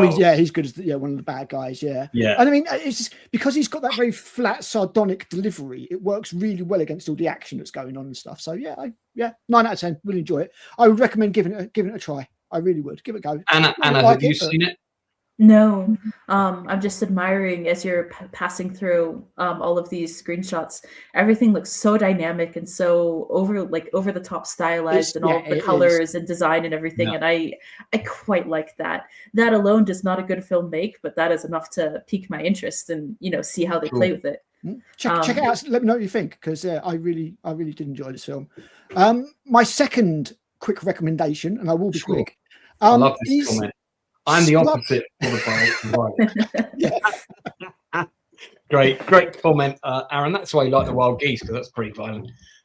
Yes, sorry, go ahead, Al. I checked out the new Scrubs. Oh, yeah. Scrubs has returned. 2 episodes up at the moment. Is it the same cast? Yeah, all the same cast. They're all back. John McGinley's back in it, is he? He appears. Okay. I don't want to give away spoilers, but yeah, he's in it. I was expecting this to be a complete trash fire. I was like, "There's no way," because I mean, Scrubs. I don't like a lot of American comedy generally. I tend to stick with like the BBC classics and things like that. But Scrubs is one of the funniest and most well put together, heartfelt shows I think I've ever seen from America. It's just no shows made me laugh like the original Scrubs did. I've had complaints from the neighbours. This is the new cast, right? This is the new cast. So basically what you've got the old cast returns. So you do still have Sarah Chalk, you do still have Donald Faison. I was going to say, where's the hot Hispanic chick? Is she still in it? Carla, she's back. But what they all have is they have this new group of young people about them as well. And JD comes back as, I don't give away too much, but he comes back as almost like a kind of senior role. Yeah. Passing the torch kind of thing. Yeah. In fact, if it was to be that, say like they were going to do this season and then do continuing without the old cast, this seems to be the way that it should be done. They're not minimalizing them. They're not like putting them to the side or anything like that. They're still very much front and center. And it's just amazing how well, I don't know if Bill Lawrence is still involved because he created it, obviously. It still manages to feel like Scrubs. I couldn't believe it. It completely ignores that weird 9th season teaching school thing they did. That hasn't happened. It literally just carries on in it's Sacred Heart, I think it is the name of the hospital. But I was impressed. I've only seen 2 episodes so far, but I was like, yeah. It's still managing to do that thing where it's funny. It's very funny, but it's got the seriousness underneath it as well. The lesson to teach. And yeah, I don't hate any of the characters so far. The guy right on the left with the black hair, he's very British.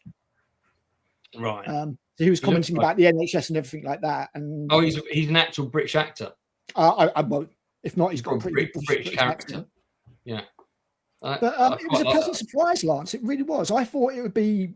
I was like, "There's no way you can recapture that magic 15 years later. It's just not going to happen." Sure. I sort of didn't watch the whole thing. I think I saw 2 seasons of Scrubs, and then life kind of happened, and I just sort of. It did peter out towards the end. They ran out of ideas. The character dynamics weren't there anymore. But I mean, at its best, I mean, there's episodes like the episodes with Brendan Fraser of Scrubs where he's got leukemia. Oh my word! I vaguely remember seeing that one. Yeah, there's some really good stuff in there. There is, I mean, not all of it. Obviously, it's a very long-running TV series. But are we all still watching the bits? Are we watching season 2 of this? I am. I'm 5 episodes into season 2. Anyone else watching it? Nope. I'm still in season 1. It's on my list. I swear. It is good. It is good. That's another one for you to watch out for sure. I have to check it out. There was Toxic that recommended it. Originally supposed to be an ER spin-off, but they lost the rights, so they just changed the names of the characters and went ahead and filmed it anyway. Love that. Oh right, okay, yeah, I remember you saying that. Yeah. Yeah. But yeah. So what's your rating for Scrubs out of 10?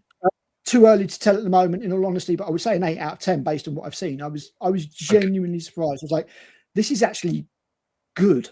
And it's been quite a while since I remember watching anything genuinely quite good in modern days in that kind of comedy kind of way. Yeah, I'm very much enjoying it. I'm looking forward to the rest of it. I'm genuinely looking forward to watching. They've done 2 episodes as a preview type thing, and it's 1 episode per week. I have no idea how many episodes they've done. I doubt it's the 20 odd that they used to. They tend to be shorter seasons these days. Enzo, did you have anything else you wanted to talk about before we sort of start to wrap up?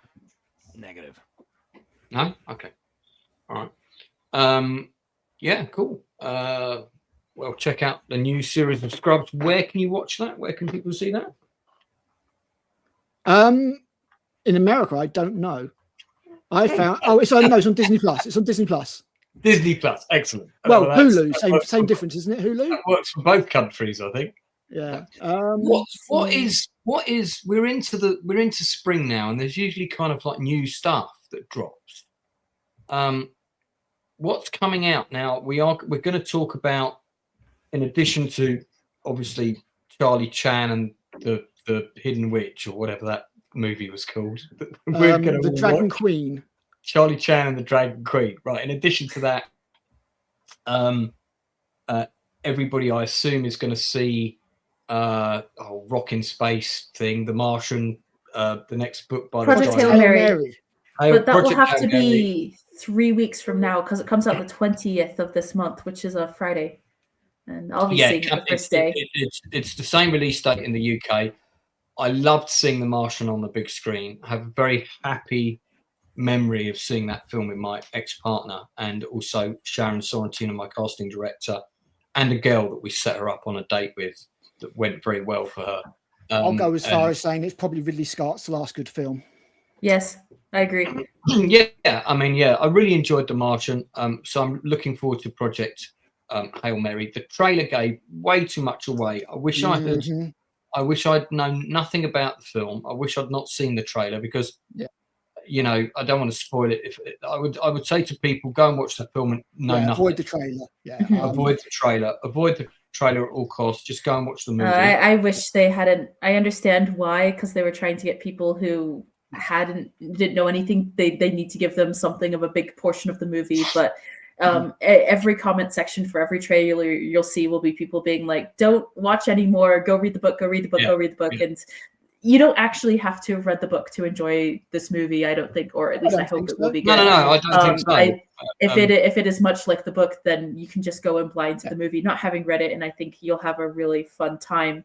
Again, there's quite a lot more comedy in the book than I expected, to be honest. I hope that people watching the film will have the same experience that I did while reading the book, where about 1/3 of the way through, you're like, oh, we're doing this kind. Oh my gosh, we're doing this kind of story, and then it takes a twist in a direction that you do not expect, and it's extremely wholesome, heartwarming, comedic, and so they have a romantic breaks your heart.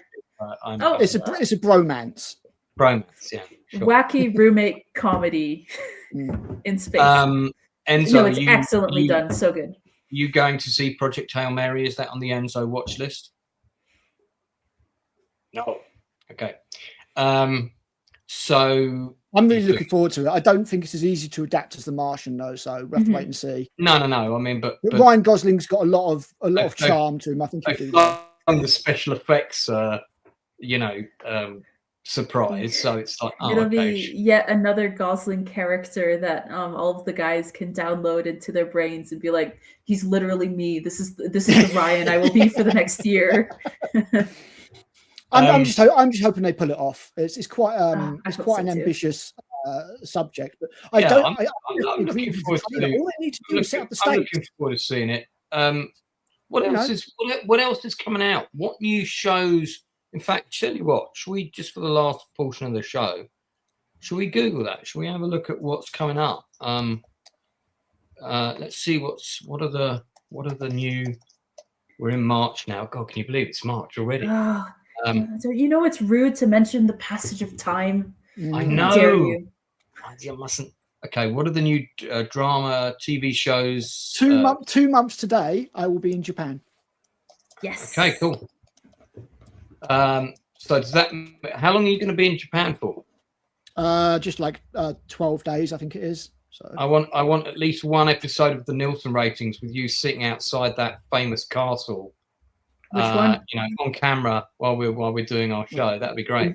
Lance, be aware it will be 6 in the morning in Japan time. So that'd be perfect. If you can angle yourself out so you can get the sunrise behind the castle. Oh, I see. As well, because there is a big literally park. the land, the rising star. I see what you're doing there. Yeah. Yeah, there you go. We can say live now to Al in the land of the rising sun, and it will be coming up behind you. Perfect. The best new films and TV shows to stream in March. Oh yeah, we've got the Peaky Blinders movies coming up. Is anyone interested in that? Not seen the TV show. She's not quite my thing, to be honest. Guy Ritchie's Young Sherlock. Not sure about that. That's coming out on Prime Video. There's a trailer for Young Sherlock, which is being overseen by Guy Ritchie, spanning 8 episodes. Let me put this up so you guys can see what I'm looking at. So that could be, I mean, if you're a Sherlock Holmes fan, obviously, if you like your period Victorian England stuff, there you go. It's basically going to be Young Sherlock Holmes, the TV series, but without Nicholas Rowe in it, sadly. I have a feeling, I think he's got a cameo in that. Okay, cool. Yeah, I think he did. I think he mentioned that when I chatted to him the other day. So I then kind of hate the idea. I also hated the idea of them doing Enola Holmes, but maybe it'll be all right. Yeah. You didn't like Enola Holmes? I haven't seen it. I didn't like the idea. I saw it. It's not worth it. It's really stupid. Yeah. Okay, so Vladimir, we've got coming on Netflix, based on the 2022 novel of the same name. An 8-episode series charts the middle-aged professor, that's Rachel Weisz, all-consuming obsession with her younger colleague and her decision to upend her life and marriage to pursue passion. Anna, is that the sort of steamy romance that appeals to you? I guess I'm not the target female audience. It's just dead inside. I had zero, I had inverse desire to see Wuthering Heights, and all of the discourse I've seen around that film has just reaffirmed my decision. I've never been interested in any version of Wuthering Heights on stage, TV, film, wherever. I don't care. I'm not interested in somebody jumping up and down on windy moors shouting Heathcliff, Heathcliff. It's really just not the hype drama for me. Dinosaurs, the official trailer, Netflix, chronicling. Yeah, it's narrated by Morgan Freeman. Could be interesting. Yeah, so this is going to be a sort of a bit like Walking with Dinosaurs, but I guess updated. There's the trailer for that. Directed by Steven Spielberg's quite interesting, I suppose. So yeah. Should we look at the trailer for that? Let's have a quick look at that one. Entertaining, and I'd listen to Morgan Freeman reading a phone book. So yeah, I'll probably check it out. I'll absolutely watch that. I love anything dinosaur related because a lot of people think it's my career and it's not, but I still love them. I've also discovered a toy store in Watford that has a really massive range of plastic dinosaurs. Oh, and nice. I'm really tempted to go and buy a load and do some kind of toy soldier versus dinosaur battle game on the kitchen table. Really quick, Lance, what's your favorite dinosaur? Actually, for everyone has to have a favorite dinosaur. You have to. When I was a kid, it was I had this book called The Big Book of Dinosaurs, and it had the T-Rex on it. But then Toy Story pointed out the silliness of the T-Rex with its silly little arms. And that kind of killed the T-Rex for me. I always quite liked the what's the one that flies, but it's got the really huge wingspan. Quetzalcoatl. I don't know. It's the largest avian dinosaur. Yeah, I thought that was pretty cool. But it's got a long beak, not the bird. So that's probably mine. Enzo, do you have a favorite dinosaur? Yeah, man, obviously T-Rex. I like the T-Rex. It's the big one. It's a scary one. I don't like this push to make the velociraptors the big bads, the little group pack hunters. No, T-Rex is clearly the biggest, scariest one. I just wish they would do more with it in terms of designing it in movies. It's always a big gray reptile. It always just roars a lot. Numbers about. Yeah. Another good dinosaur is Ceratosaurus. It's the only carnivorous bipedal dinosaur with a horn on its nose. So it's a pretty big one. But yeah, big scary dinosaurs. Those are my favorite ones. I guess I like, in terms of herbivores, like the big, like what's the big sauropod besides Brachiosaurus? Brontosaurus? Yeah, I mean, not Doppler, whatever saurus. Diplodocus, Titanosaurus, Diplodocus. Oh, I like the I like the Elasmosaurus and all those Loch Ness Monster style creatures. Yeah, they're cool. Those are fun. Wormy Spoons likes the Stegosaurus best. We've also got ITV's doing Gone, starring David Morrissey and Evie I got Miles. forgotten again. This is awful. Yeah, come on. Al needs to give his, and you can include prehistoric spiders. Oh, sorry, Al. You guys, you do have prehistoric spiders. Prehistoric spiders were like that. They were massive because you had much greater oxygen content back then, and they could get to that size. My favorite dinosaur, though, as anybody who's watched my 3-hour-long discussion with Rachel Jurassic Park video would know, is Deinonychus. And Deinonychus is a part of the raptor family, as it were, but the dinosaurs that you see in Jurassic Park are not velociraptors. Right. Velociraptors were much, much smaller. Well, the dinosaurs you see in Jurassic Park, they hadn't discovered the Utahraptor at that point. They hadn't found the Utahraptor, exactly. The dinosaurs you see in Jurassic Park are actually Deinonychus, but they felt that Deinonychus would be too difficult for kids to say. So therefore, also it just doesn't sound as cool. That's the main thing. Raptor. Yeah, it doesn't sound Velociraptor sounds it's a fucking speedy. cool ass name. Exactly, yeah. Whereas Deinonychus actually translates to terrible claw. But yes, Deinonychus is my favorite. Al, this was one of the first giant spiders I ever saw in a movie, because in the late 70s, early 80s, they used to show all the old black and white Tarzan films. See what this is. Oh, it's a big spider. I see. I see the spider. Okay, yeah. It's difficult to see, but they showed them on Sunday afternoons, and I used to go around my mate Martin's house to watch them. And we saw them all in 1 week after the other. In fact, I tracked down the original TV listings for this when I was doing silver screen journeys and was trying to find out when I first watched movies, and I saw all these Tarzan black and white movies being screened, and lots of them, they either had giant man-eating plants or they had giant man-eating spiders. And this is on bigdamnspider.com, which I believe probably is like a website I need to check out. Sounds like a website that's probably owned by you. I would. The web of the big damn spider. There you go. Look at that. I also got to mention, even though they're not dinosaurs, like Megalodon, and there's the big crocodile that had like long legs that galloped like a horse. That's terrifying. I don't know that one. And my favorite would have to be also not a dinosaur. It's an arthrodere placoderm fish, but Dunkleosteus, the one that has the huge armored jaws and get to the size of a city bus. I love those ones. Wow. Nerd. Yeah.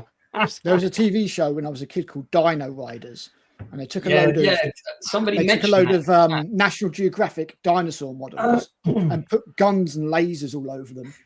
That's right. And I was like, friggin' laser beams. Exactly. You made dinosaurs cooler, and there was people riding these dinosaurs with lasers and shit. I was like, didn't last very long, unfortunately. No, the best animal there ever was, prehistoric or extant, is the Columbian mammoth. And if I had lived 12,000 years ago, I would have absolutely lost my life trying to ride one of those. I know more mammoth facts than most people. If you ever want to hear about mammoth revitalization schemes and how we're perpetually 5 years away from revitalizing the mammoth. I was going to say, just go and resurrect it. You're a paleontologist. It will probably never happen, unfortunately, but I would give anything to see a live mammoth or even I remember a when hybrid. Jurassic Park came out and they looked into the science of it all, and can it be done? Can they do what Michael Crichton described? And it's like, no, probably not, to be honest. No, Colossal Biosciences, and like they resurrected the the dire wolf last year, except it's not really a dire wolf. It's a modified gray wolf with about 28 or so points on it that make it a lot more dire wolf like in its in its phenotype, but it's not really a dire wolf. And that's the same as if we do anything with mammoths, it's going to be essentially GMO elephants where they've turned on genes that make them extremely hairy, and do a whole bunch of other things with them to make something that'll phenotypically look like a mammoth. But it won't actually have been, mammoth DNA that's been taken in. It will be modified elephantine DNA to trigger a closer to a mammoth phenotype. But I mean, what they're doing at Colossal Biosciences is really cool. Also, last year they managed to make a woolly mouse. So essentially, mice that have the mammoth hair gene turned on so that they grow like a mammothy pelt, but they're mice. And so that's one step. They're going for mammoths eventually, but they're not going to be real mammoths.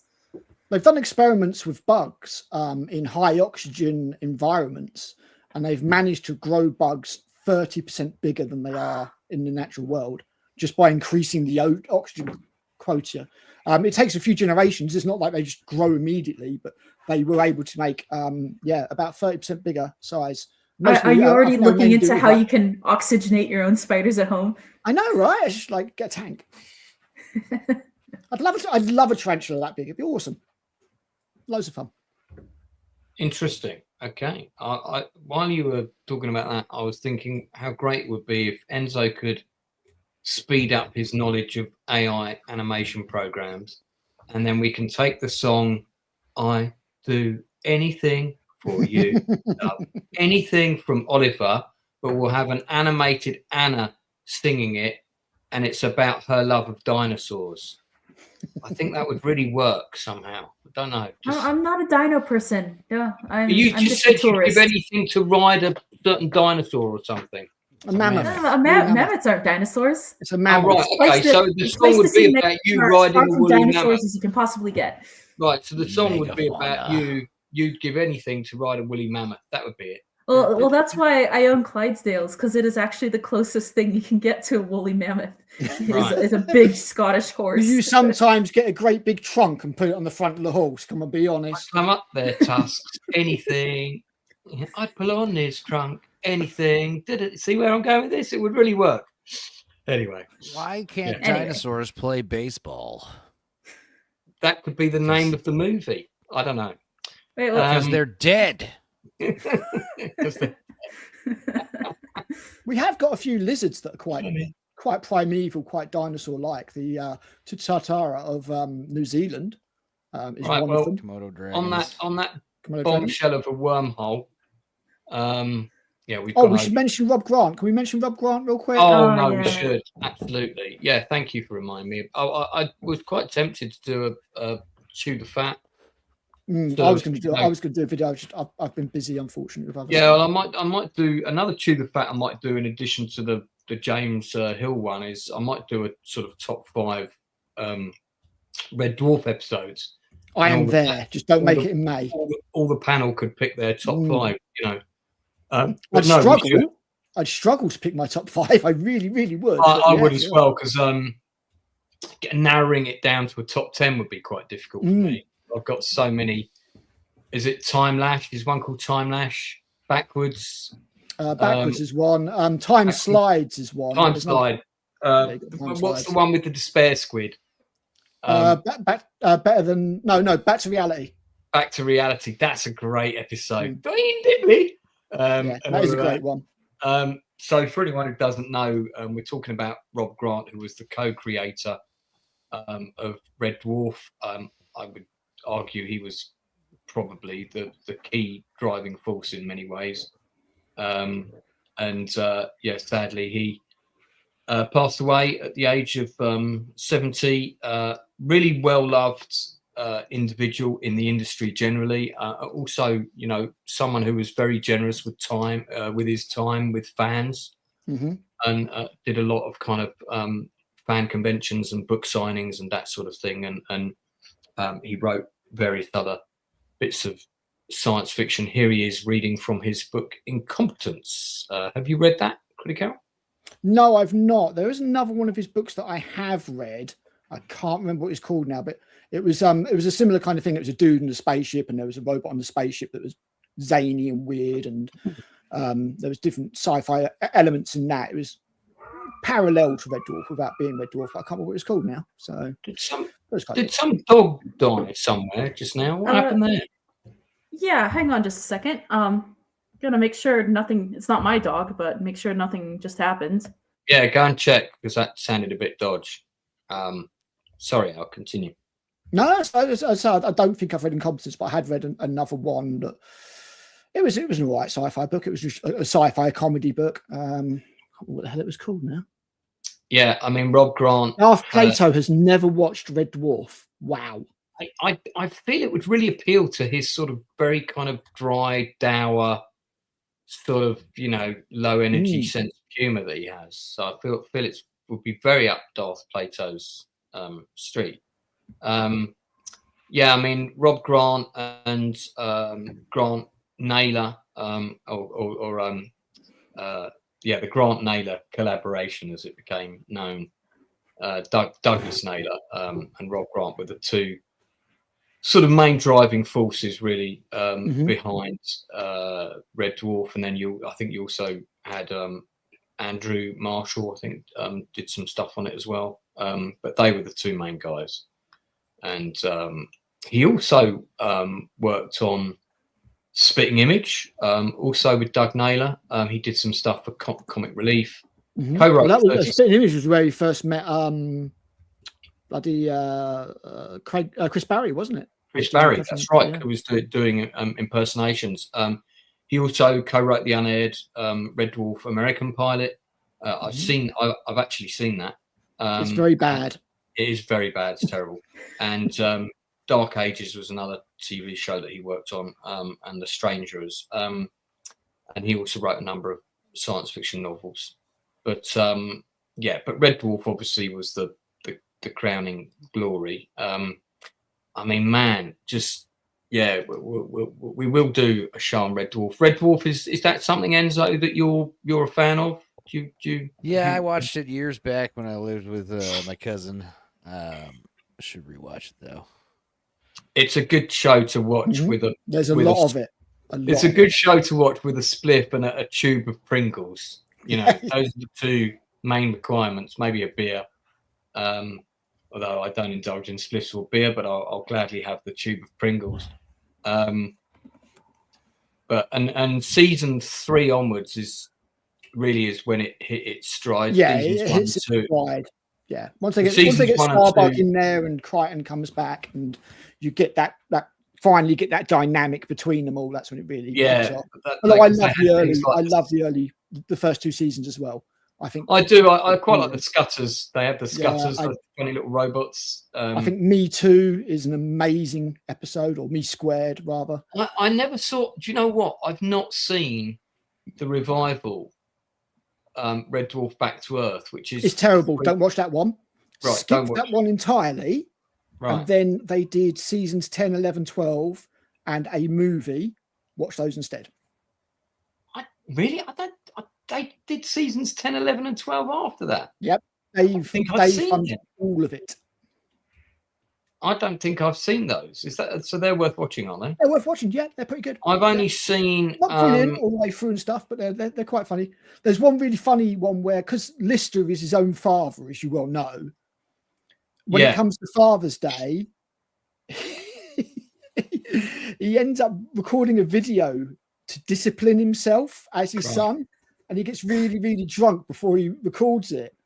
And then, like, he's watching it as his son, and he's watching himself tell himself to like go to the dentist and get his tooth fixed. He's like, "Oh, I've already done it," and he just fast forwards the video, and like drunk Lister's like, "You didn't do it, did you? I'm going to throw your guitar out the airlock if you don't, go and." Yeah, I've only seen seasons 1 through 6.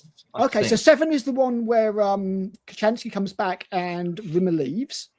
Oh no, maybe I have seen that because I remember Kachansky coming back. Yeah, and then 8 is the one where they're all in the prison. Yeah, because I've seen Stoke Me a Kipper and whatever. Yeah, so 8 is the one where I think that's it. Because the original season 6 ended with them attacking themselves with the souped up ship, didn't it? And That's right. Yeah. They found out their future versions of themselves were just were basically fat and indulging in the best that life had to offer, and it got really hung out with the Hitlers. yeah, better dead than Smeg. That's it. Yeah, dead than Smeg. Yeah, exactly. Yeah. I mean, and then I think I did see some of this season of '97, but I definitely haven't seen anything after that. I didn't watch Back to Earth because everybody said it was terrible.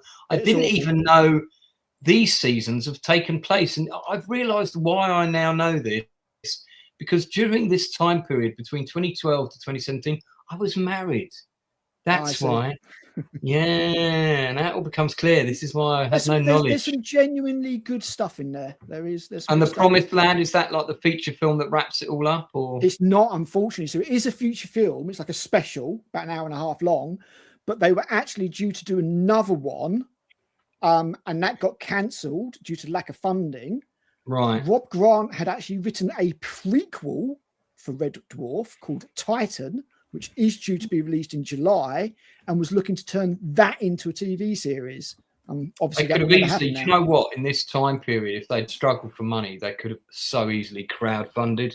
Yeah, for sure. Yeah, Red Dwarf with the fan they would have base easily got it. I mean, I don't know what Dave's deal with them was. Obviously, you need to also bear in mind that, you know, between series 8 and series like 10 and 11, there was a lot of things going on regarding Craig Charles had certain allegations against him, and I know, which all turned out to be false. All turned out to be false. Turned out to be false. Yeah, it definitely, you know, knocked it back a little bit, unfortunately, which is a real shame because it destroyed his whole career at the time. His career didn't get back on track until he did Robot Wars, wasn't it? Yeah, exactly. But oh man, yeah, I'd love to do a Tudor Fat and Red Dwarf. Absolutely. Come back next week. You know the score. It's all going to happen on Robot Wars. They came up with a different variation of that every week.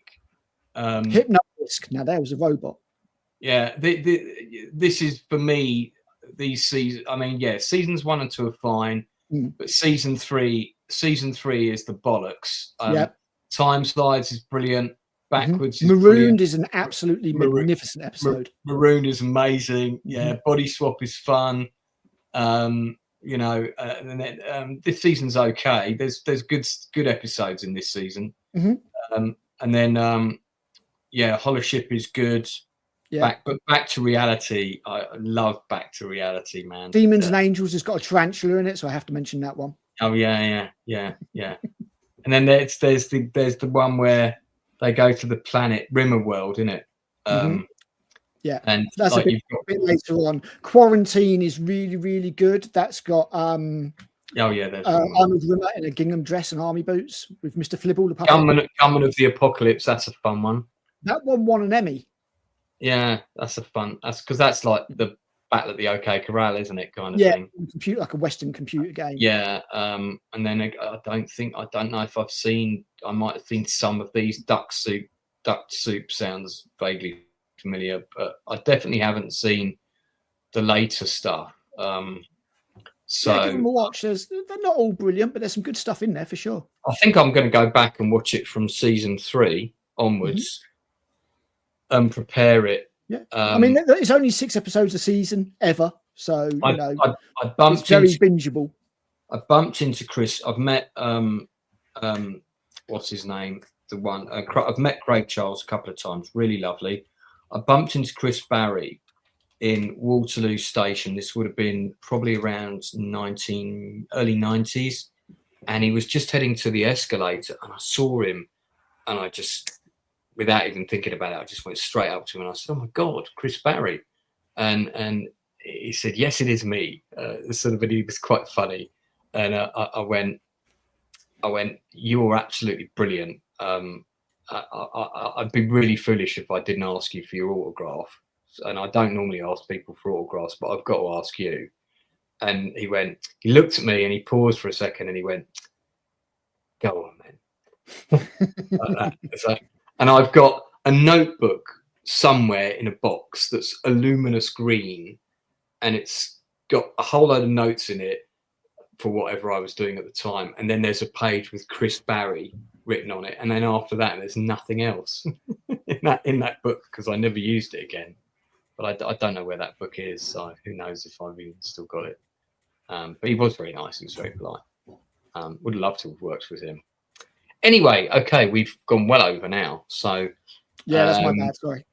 No, it's fine. It's fine. We've just got time for Anna's archaeological film fact of the week. Oh, I haven't got one ready this week. I already talked about mammoths and dinos. Didn't you Just tell me something about dinosaurs. Just make something up. Even though Anna says I keep getting mistaken for somebody who does everything with dinosaurs and then uses dinosaurs for an archaeological fact of the week. Sure. Yeah. Go on, Stupenzo. Did Anna give a recommendation at all for a movie? Yeah, she did. She just started Where were you? Yes.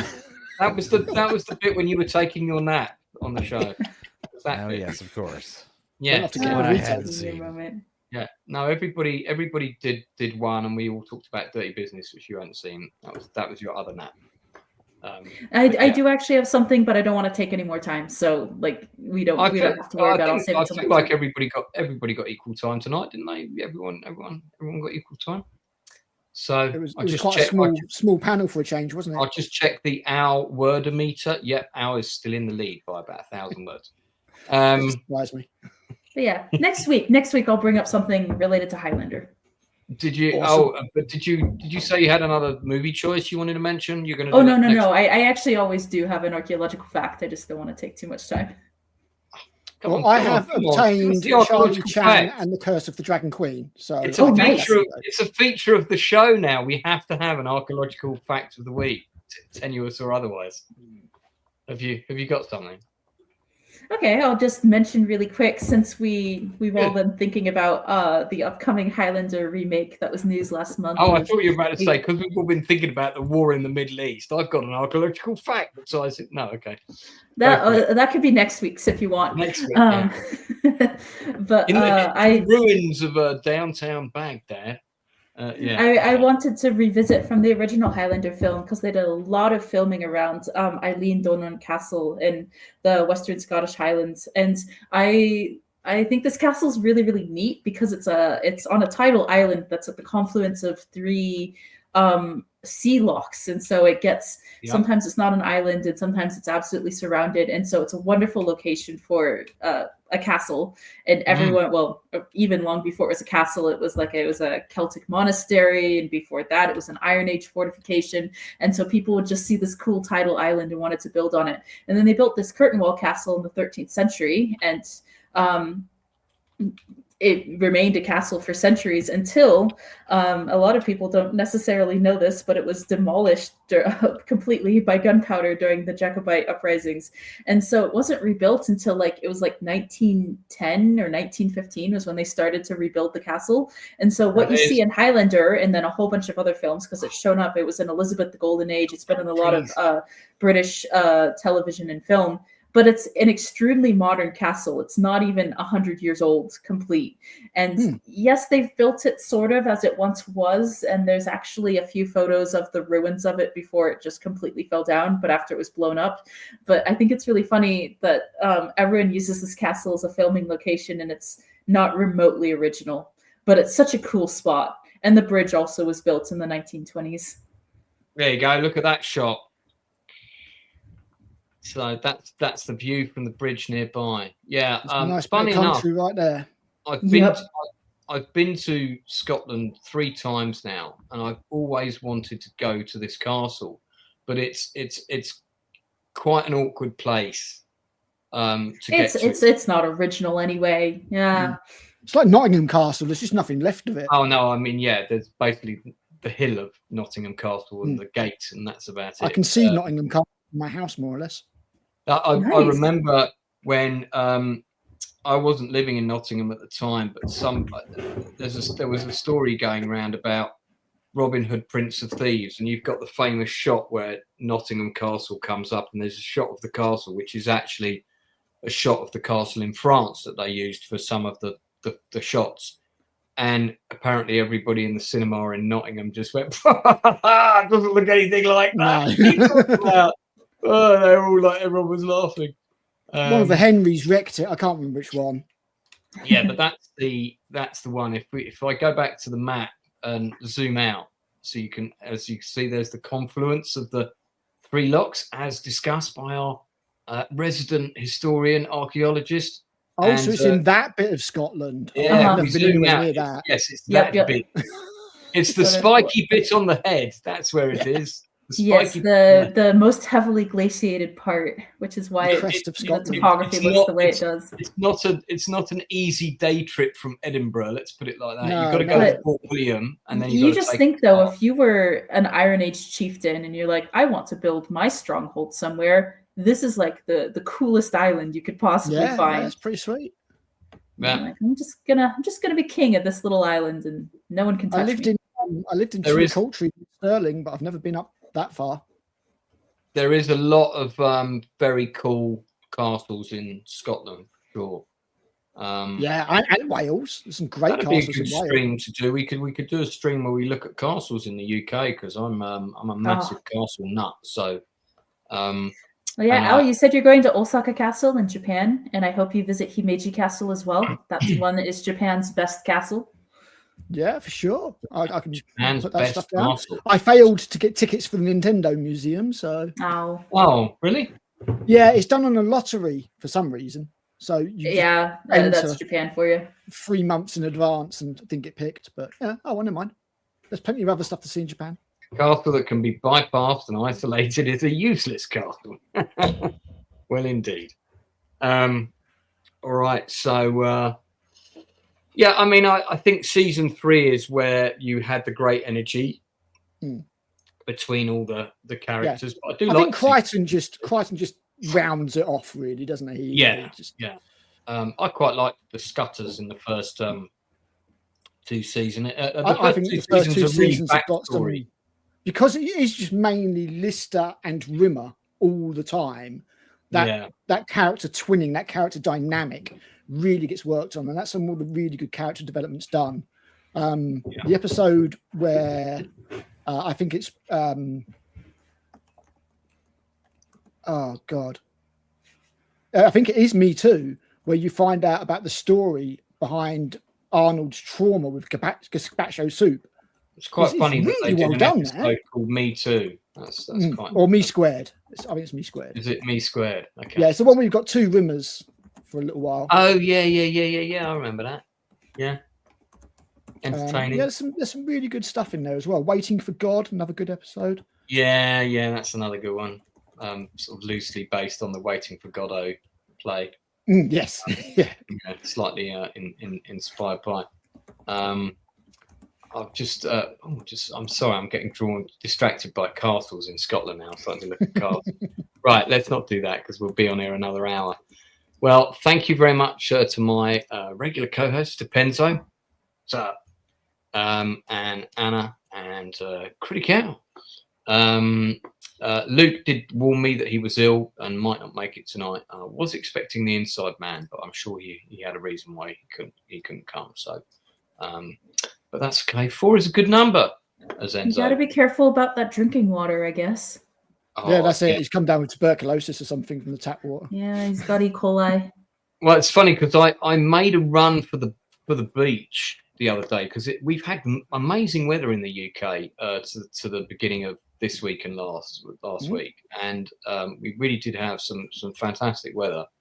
And I was sort of, sitting in front of the computer. The sun was streaming through the windows outside, and one of the joys of being freelance is you can just occasionally go, fuck it, I'm going out.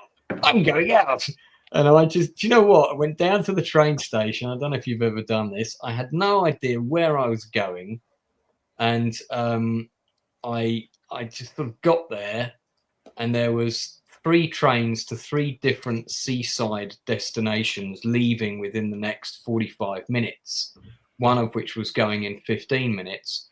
And I remembered this drama series that was set in this town called Deal, which is on the south coast. And I saw this train was going to Deal, and I was like, right, I'm going to Deal. And that's where I went for the day. And I went to Deal Castle. So there's even a castle there. It was a very small castle.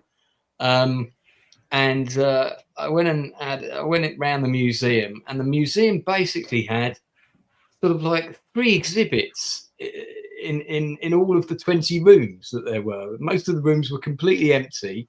There was a big war table, a bit like the one in Game of Thrones, you know, that the guy's got in his cave with the big map of Westeros. There was like a big sort of war map of Europe in one room, and a TV and some chairs in another room played an interesting sort of historical film.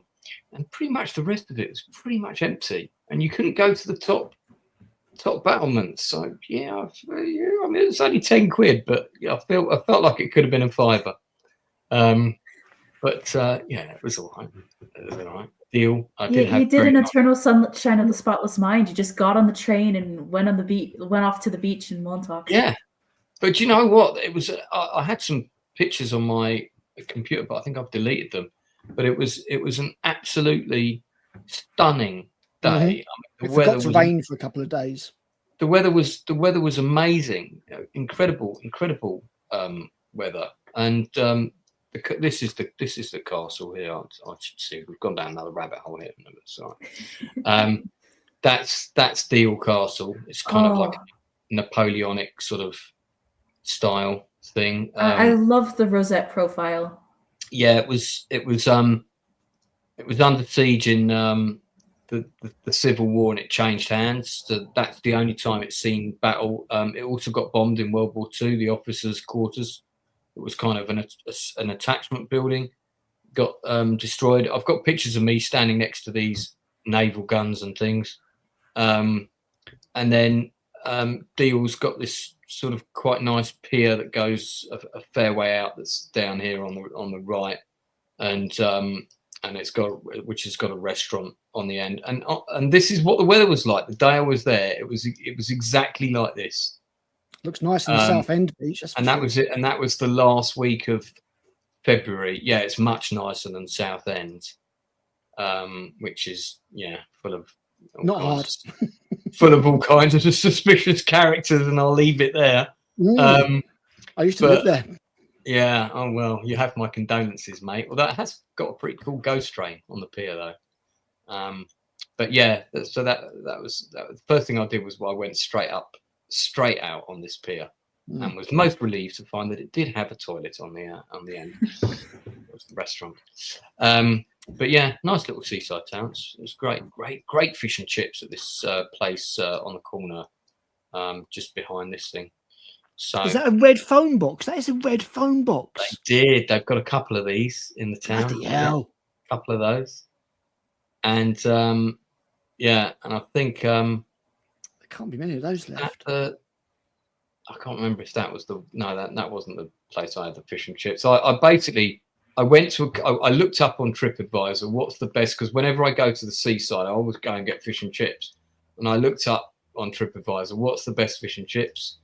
And it gave me this one place. This is an old ballroom club that's all closed down, that's derelict, which is a real shame, called the Regent. And I had all kinds of schemes going on in my head about organising a massive rave down there in the summer, and all kinds of silly ideas came to me, which definitely shouldn't be acted upon, Lance. Do not engage on those ideas. But it was a really nice day out. It was good. Nice day out. Just really spontaneous. Cost me 50 quid to get there and back, I think it was in the end, something like that. Wasn't too much money. And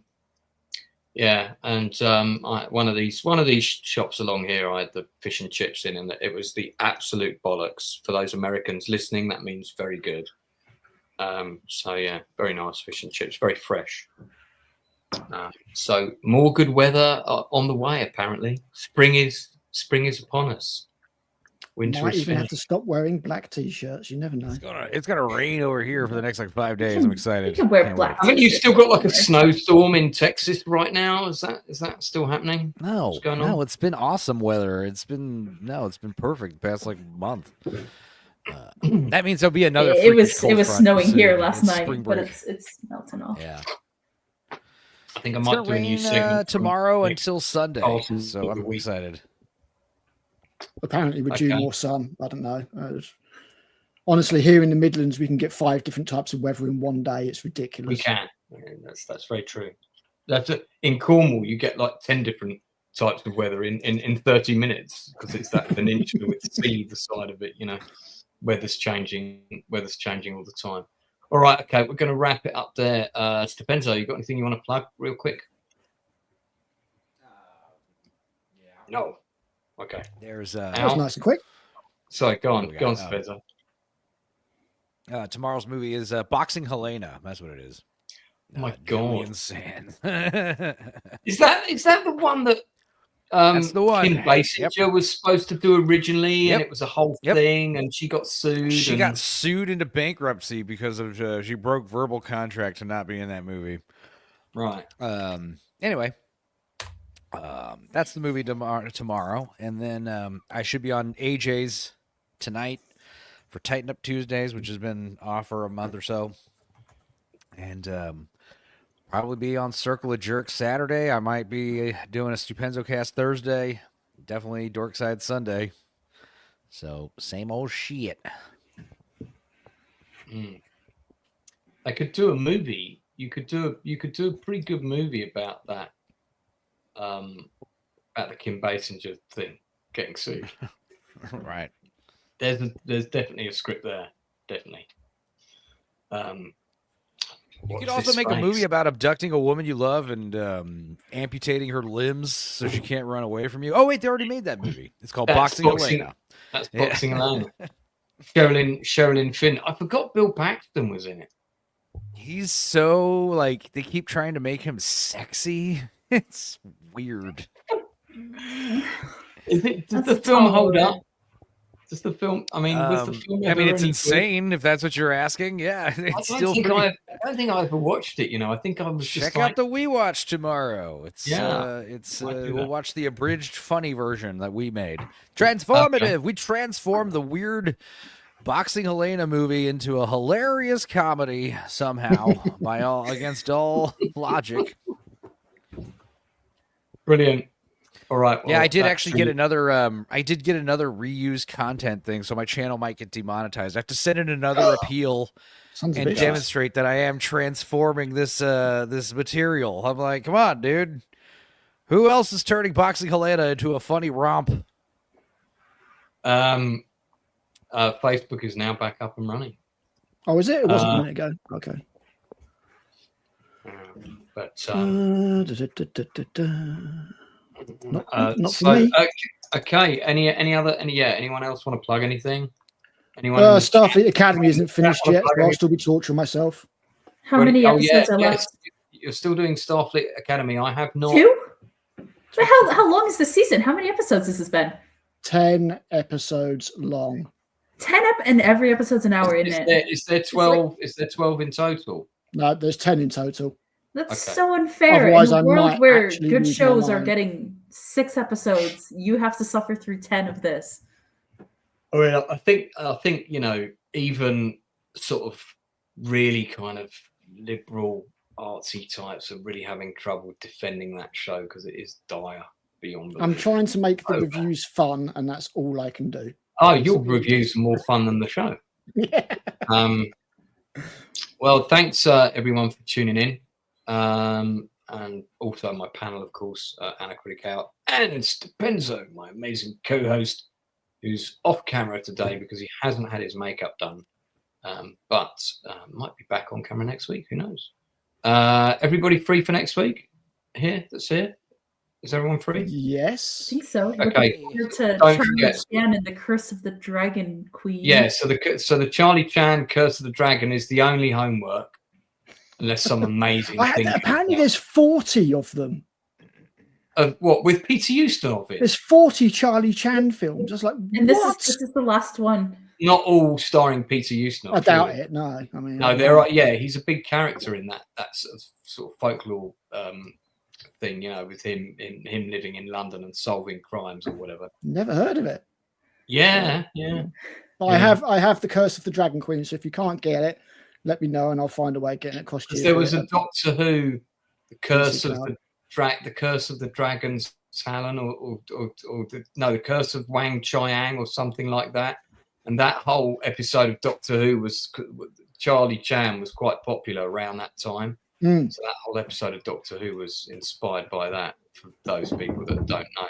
All right, well, so in case people haven't found out already, I have gone into music production, which has actually been something I've been wanting to do for a really long time. In fact, people might remember, even on this channel a year ago, I said, these are my objectives for 2025. And I said I wanted to put the Magnificent Seven play on. I wanted to do a film project, and I wanted to produce a dance track. That was my 3 goals. I also used to write a lot of music lyrics back in the day, and I have a notebook full of them. And now that music software has come quite a long way, I've been able to jump on that and start doing things with my lyrics and music tracks and stuff. And I dropped my first 2 tracks this week. And it was, I've had the lyrics for absolutely forever. But I played around with them quite a bit to make them work for the music, and then did all sorts of things. So instead of the usual end credits for the Nielsen ratings, you can see my first track that I dropped yesterday. Thanks for everybody for tuning in. Really appreciate you all. Leave some comments in the chat. Do like, share, subscribe, all that kind of stuff. Don't forget, if you're a creative person with a project, you want to come on this channel and give it a plug, get in touch with me and I'll do my best to get you on. In the meantime, why don't you have a little bop? I'm just one more day. Breathe. Just one more day. I'm here for one more day. Nightmares haven't gone away, but I'm still here to fight another day. I was sleeping so long, but now I'm awake, not leaving life to chance. I've made my own fate, because it's my time to breathe. I'm not going to leave. I'm no longer alone in the dark, 'cause it's my time to dance.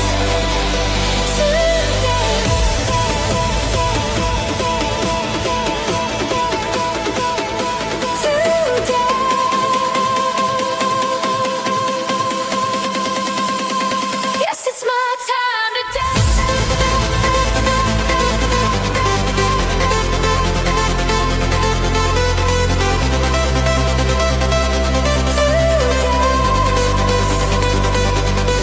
We all dance the pain away, making it to another day. Just one more day.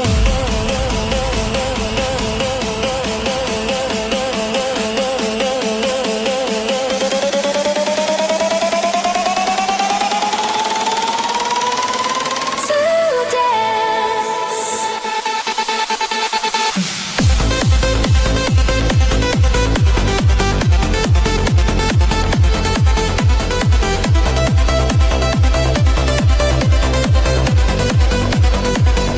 I know that you're there, guiding me through. I know I'm still here because of you. When I get up to dance, I know that you're right there. I feel your presence next to me. I know that you care. It's our time to dance. To dance. Yeah, it's my time to dance.